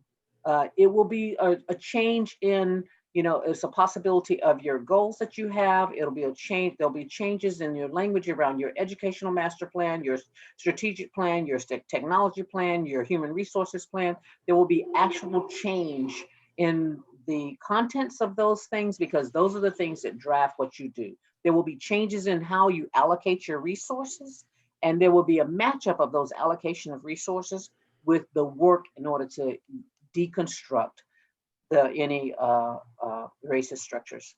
And if you are doing it that way, in other words, there's an integration throughout the institution, that's different than we do business as usual, and then over here do our diversity effort initiative over here where we, you know, talk about anti-Blackness. So if I could jump in on this one, and Regina, so that response was right on target. And when I think about Mesa College, I think about Compton College as well, and I know you work on your 2030 plan.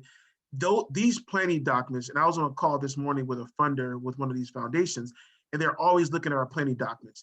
And one of the things that I think is very important for community colleges, particularly Mesa and also for Compton College, is to really be looking at our planning documents to ensure that our planning documents include strategies for eliminating racist structures and systems on our campuses, and really talking about how we're going to do this work over a long period of time.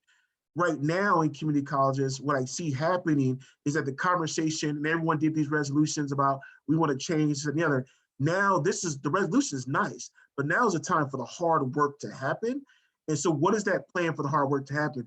And you have a perfect opportunity as you work on these new planning documents to really figure out, okay, this is what we want to be like by 2030, and including these strategies in that plan. And then you can start talking to funders about how do you work that plan. And so I think this is a perfect opportunity for your campus, but also for Compton College, to really be able to work these plans to really fix these structures, where it's going to last over the next 6 to 7 to 10 years, rather than looking at this as a one-year struggle. This is going to be hard work and heavy lifting over 7 to 10 to 12 years. And Regina, you're right on target. Thank you so much. Ahmed, would you like to share? Yes, ma'am. You wanted me to answer the first question and then the question that's at hand right now? Yes. Okay.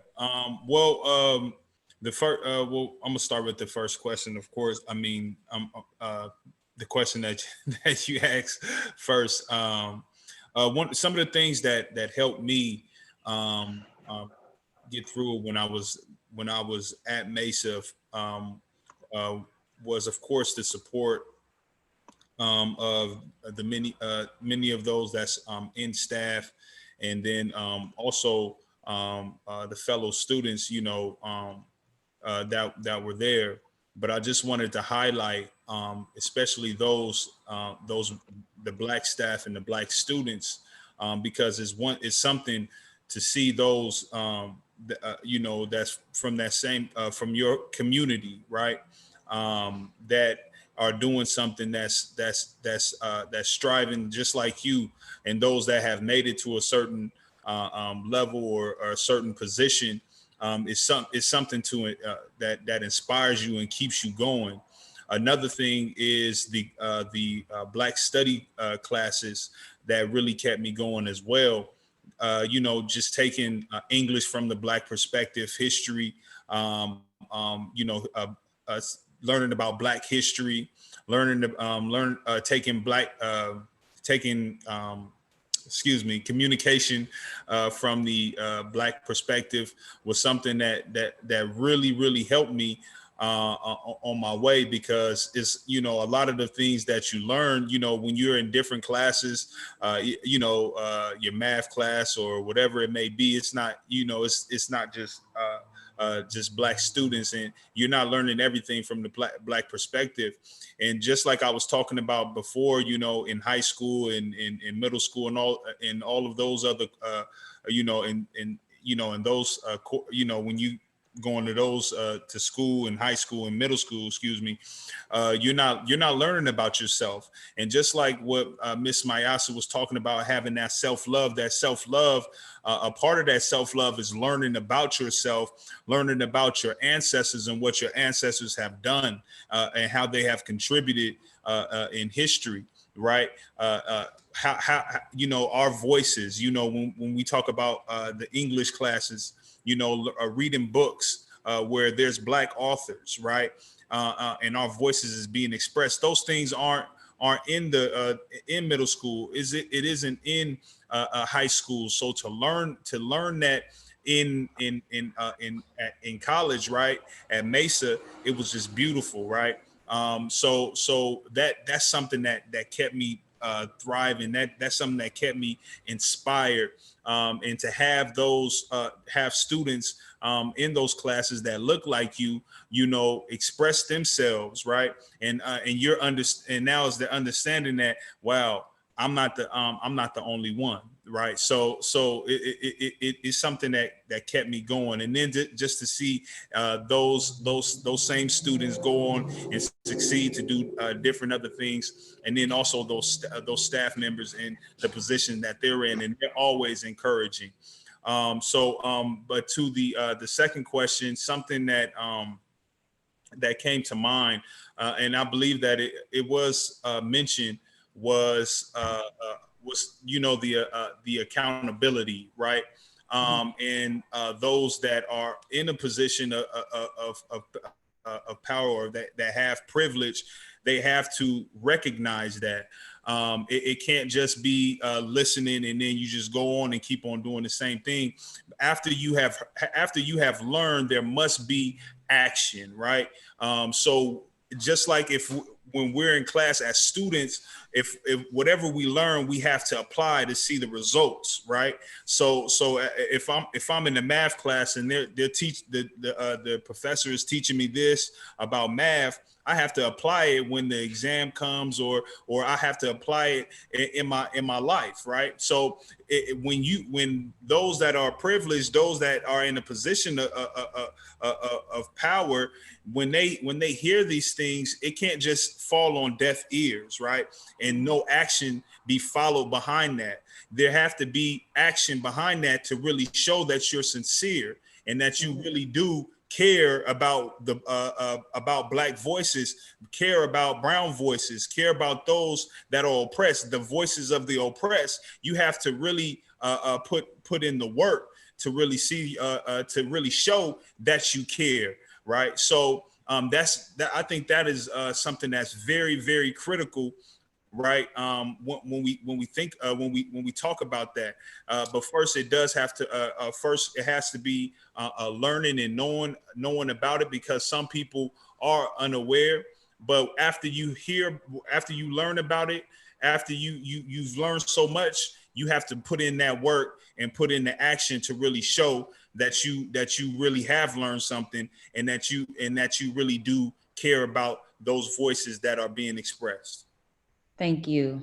I really, really enjoyed what you shared. And I just wanted to, because of the time, I have to close this out and pass it to our president, Pamela Lester. But I did want to just mention that I like that, even though he shared about his student experience, that in our plan, just as Dr. Curry mentioned and Dr. Stanbeck Stroud mentioned, having clear goals that we clear, smart goals that we work towards, but then even from the student's perspective, making sure that we weave into that program plan ways that we have culturally responsive or community responsive pedagogy and curriculum that connects with the student experience, right? And so I just wanted to ask, I believe that President Pam will take us from here. And I just want to thank you all, to the panel, for being here with us today, for sharing your responses, for answering in the Q&A. And I'm sorry if we didn't get to all of your questions, but I hope they'll come back maybe to visit us again, and that we can have this discussion. And I hope that this is the beginning of many other discussions and accountability moving in that direction, making sure that marathon continues. Thank you. So thank you so much to our panelists. I am in awe and have listened and learned so much from what I've heard this morning. And Janae, I just want to say thank you so much for moderating today. That was not always easy to do. And so just so appreciate your work. And so to our panelists, thank you so much. Also want you to know that in the midst of this, Dr. Curry also matched your donation to the Constance M. Carroll Humanities Institute, Dr. Stanback Stroud. So thank you for Oh, did I say 500? I meant 501. Oh, okay. Oh, all right, great. You know he's going to go 502 on you. So but I'll just sit back and watch all of it. So, but I thank you. And to our panelists and you know, Flores, thank you so much for sharing your story and your experiences as a student. And I'm so excited that you are part of our family here at Mesa and bring that wonderful experience to our students every day and the work that you do. Takima and Manuel, thank you so much. Your leadership on this campus makes a difference every single day in the classroom and in other spaces. And I know that you will continue to do that. And to Ahmed, I cannot wait to hear how you do at Cal. We have a lot of students that head to Berkeley, so hoping you can connect with some of them, but very excited for you. That is going to be a fantastic experience for you. And for all of the students that get to be with you in those spaces and the faculty that will undoubtedly learn from your experiences as well. So to our panelists, bravo, thank you so, so much. And we are now going to move on to tell you some of the ways that we're going to be able to continue this work. So if we could go to the next slide, we want to continue this conversation and in a number of ways. We of course have our Mesa Loft online. We have our LEAP program. We have our Mesa College teaching tree. We, of course, the wonderful work that we do in the Committee on Diversity, Action, Inclusion, and Equity under Dr. Judy Sundayos, wonderful leadership over many years. We have just, you know, these wonderful opportunities through our Committee on Student Success and Equity, our Emoja programs, our Black Studies programs, our Chicano Studies programs, our Latinx Alliance. This is not new work to Mesa College. I think the question for us this year is, do we have the structure to push this to the forefront in terms of truly disassembling structural racism at Mesa College? I think that's the question for us right now is, with all of the ways that we've leveraged this work in the past, will there need to be something that sits overarching all of this work so that we actually can do an analysis of where we are and consider the privilege that we bring as educators into this space to make the space different for our students. And so I'm excited to have that discussion. Towards those discussions, I want to let you know that we will be holding, as I said earlier, our community forums twice a month. And our first community forum will be continuing this particular discussion around anti-Blackness, around structural racism, and start to talk about the tangible kinds of ways that our panelists have shared with us today that we can consider moving this work forward. I would encourage our panelists, if you get a minute, to continue to answer questions in the Q&A, that would be awesome, or in the chat. Happy to have you do that as well. So if we could just take a moment to breathe and to thank our panelists, and the work continues. Thank you so much to our panelists. All right, we are going to move into our Mesa Olympian Spirit Awards. And I'm excited when we'll throw you a couple of slides your way. And again, all of this will be available so that you can make sure that you're engaged with all the things that are going on at Mesa. You can see our first campus forum of the fall will be on August the 25th from 2 to 3 via Zoom and ported out over YouTube. And then we will have other opportunities for you as well to engage. All right. So let's move on. There's a group of folks that have previously received our Olympian Spirit Awards. And so with that, I'm going to jump in and start in with all of our wonderful folks that have been nominated this year. And what I'm going to do is go ahead and read your names. The work that you have all been able to do is remarkable. And so what I'm going to do right now is just read the names. And then we will post for the reasons that you were nominated. So because again, we want to be really good with everyone's time. So And a couple of these folks are repeat winners, which you will see by the pictures that are up here. And so first of all, I want to give a shout out to our career peer ambassadors, our wonderful Luisa Carolina Barreto Rodriguez, Helen Ma, Carolina Metza, Malik Shabazz, and Sadie Wager. Thank you so much for your work in connecting our careers, our career students and our ambassadors. Also want to give a shout out to all of the folks that are in the Transfer Career and Employment Center that support those folks that we just talked about. I want to give a big shout out to Mike McLaren. Mike has been here all summer and he has been handing out laptops and working with our folks in the Learning Resource Center. So Mike, congratulations on this award and for stepping up. We really do appreciate you. Allison Gerganis in our library. Our librarians immediately sprung into action around resources that we could provide to our faculty and to everyone on our campus around Black Lives Matter. And so for the wonderful faculty, the LibGuide that you created on BLM resources, and of course we have the wonderful LibGuide for Chicano Studies as well, but thank you, that came up super quickly and we really appreciate it. A big shout out to, again, Kara Smolovitz and Katie Palacios on our Mesa Building with Buddies program. It's just been a labor of love and we are so excited that you're able to do that. And at the end of Convocation today, we're going to play a Mesa Building with Buddies video. Some of you may see yourselves in it, so I hope you'll stick around and watch that video with us. Congratulations and thank you for that. Also would like to give a shout out to our wonderful Associate Dean of CTE, Monica Romero, for taking the lead to making sure that our faculty have support along the way for creating kits for students, and really just appreciate your work in that as well.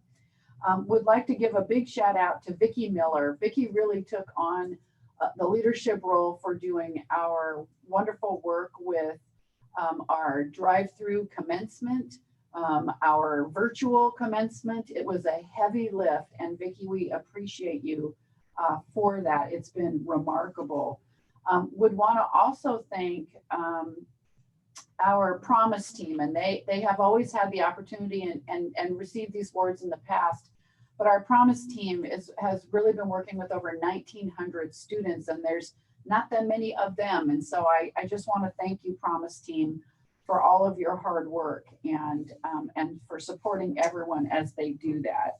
All right, I apologize for turning away from the screen, but there's so many people that have been nominated. Okay, I'm going to keep going here. Also, I want to give a big shout out to Laura Ayano Rodriguez in our Veterans Services Office. Our vets, again, of course, through all of this COVID time, experiencing all sorts of challenges along the way, and just really appreciate your work in that. Want to give a shout out to Celine Ahern in admissions. Celine has done an amazing job with our CCAP program. As you can imagine, trying to deal with all of the high schools that work with Mesa College and all of the CCAP work that we do has really been a heavy lift. Also want to give a shout out to Todd Williamson in our loft. Todd has been a big part of Mesa Building with Buddies, and also just you know, a wonderful set of circumstances that he has provided so much support for us. Tasha Frankie, congratulations, Tasha, our Associate Professor in Computer Information Science. She's been our lead faculty for Strong Workforce and has done a remarkable job to support everything we're doing. I also want to give a shout out to Jacqueline Collins and Matt Fay for their work in terms of keeping the campus together while we've been off campus. They've been on campus and working on our return to campus plans. We will return to campus, and when we do, it will be a safe and wonderful environment. Also want to give a shout out, I'm going through my list here and I want to make sure I hit everyone, to Leticia Diaz, our Director of EOPS and Star Trio. We were recently awarded a new Star Trio, or a new Trio grant for the next 5 years. So congratulations to Leticia for writing that and for bringing that back to Mesa. That's going to be a very important piece of what we do. Also would like to give a shout out to Sohas Zamira Youssef, our Venegas, our biology ILT.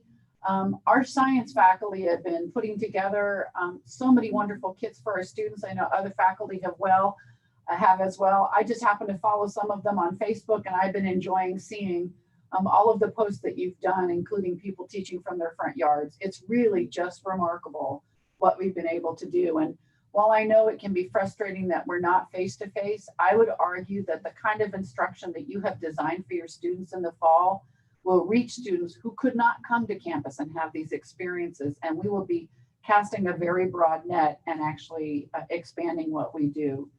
To Vandaro Van Chum in our outreach program, thank you so much for all the work that you do to keep all of our high schools where they are. To Trina Larson for getting all of our student services forms up and online. Wow. For all the times we said we couldn't, we just did. And so thank you, Trina, for your hard work. And to Charlie Liu as well for all of your hard work. If I missed anyone, I apologize.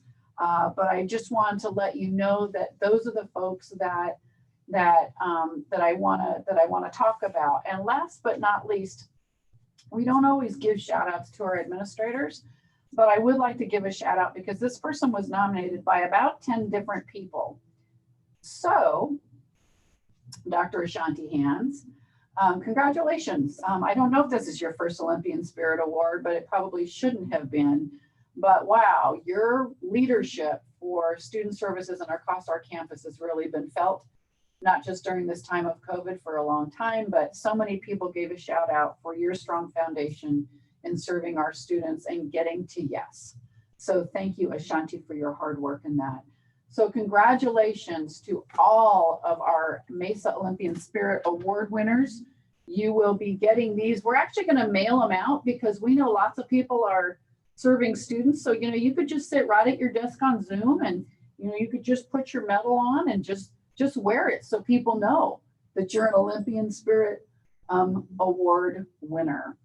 So with that, we have reached the end of our time together. Wow, it's 11:59. We just kissed noon there. And so again, so much gratitude to all of you for the work that you do and continue to do. I hope that you will join us for our community forums. I hope you will join us for President's Cabinet meeting. Everyone is welcome. I think when I think about the experiences our students are going to have this semester, I'm excited. And while not perfect, I know because #WeAreMesa, our faculty are doing what they can to make it a great scenario. And so I don't start from a place of scarcity. I start from a place of abundance, because when we believe what we're doing for our students is the best that we have with what we have, then our students believe that as well. And so thank you to our panelists, thank you to our presenters. And with that, I am going to now hand it off to the wonderful thing. By the way, can I just thank all of the folks that support it? I'd really like to give a shout out to our communications staff. Jennifer, Joel, Annabelle have been working behind the scenes all of this time. To Gio and Beth in my office, thank you so very much for your support. And to everyone else that's done a fantastic job. I love you all. I hope to see you in a Zoom room soon. And with that, let's go ahead and go on to our Mesa Building with Buddies video. Thank you, everyone, and have a fantastic fall semester.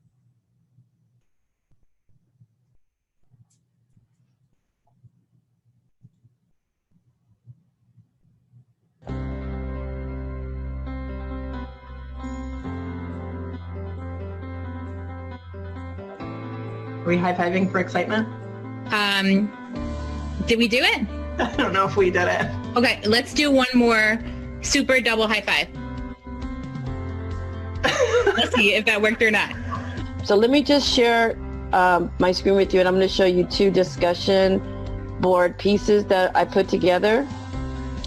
But essentially, this is a post-reading activity where they'll get a chance to collaboratively process the text, create things, do something with it, take the information and turn it into something new, and support each other while they do that. And hope. So I want to actually talk more about asynchronous teaching, which I think is a really good contrast to some of the things we've been talking about so far.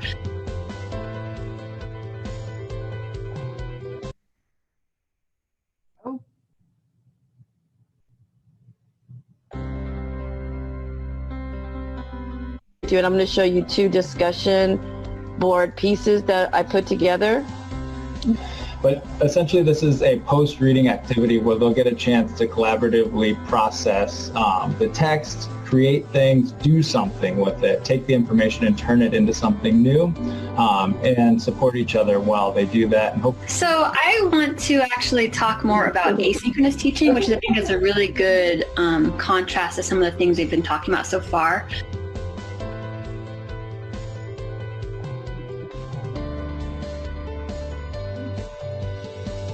Oh, okay. We're good. Okay. Thanks. What do you guys think? You read it. I'm Professor Seeger. I'm going to be teaching you botany this semester. I've been teaching botany and natural history at Mesa College for almost 20 years, but I've never taught in my front yard before. So this should be kind of fun. Hi, welcome to Nutrition 150. I'm Carrie Johnson and I'll be your instructor. Good evening. I'm Professor Chuck Ambers and I'm here at the African Diaspora Museum and Research Center that I created some 22 years ago with my friend King Tutankhamun, and we will share a little history about who I am and how I got here.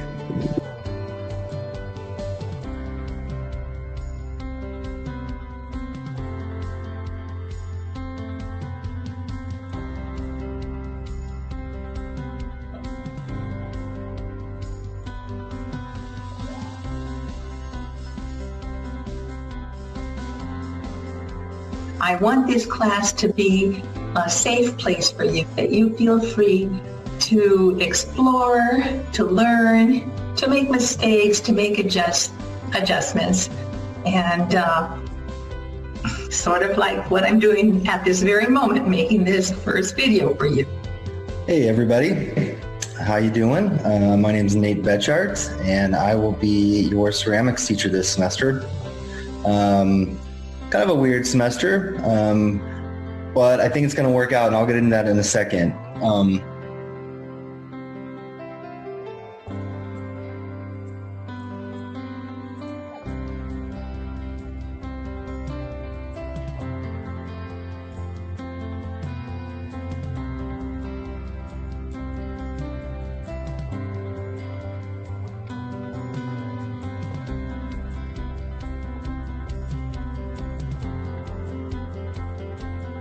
One thing I've learned from the Build with Mesa Buddies program is how to be more comfortable with Canvas and working towards a remote teaching environment with my class.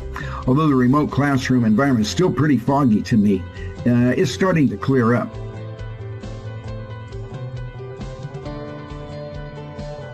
A huge takeaway is the fact that there are so many options, that there's not just one way to do things. It was fantastic getting a chance to see how other people are structuring their course. It was great to connect with people who teach similar courses as well as those who teach very different courses, but to see how they decided to set up their Canvas course. And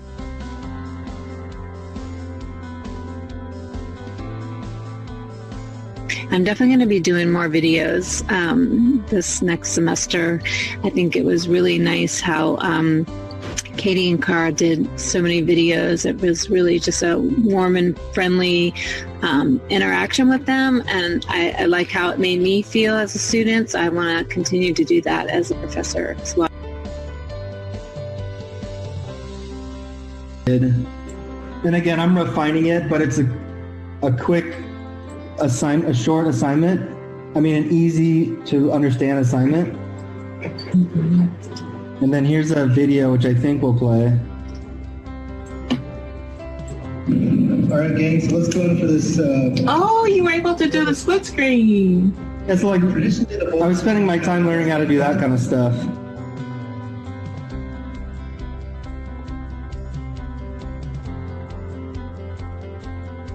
There we are. I think we're on the right page. Am I not, Donna? You are correct, sir. Thank you very much. I appreciate it. So, everybody, here is my Fall 2020 Humanities 106 homepage.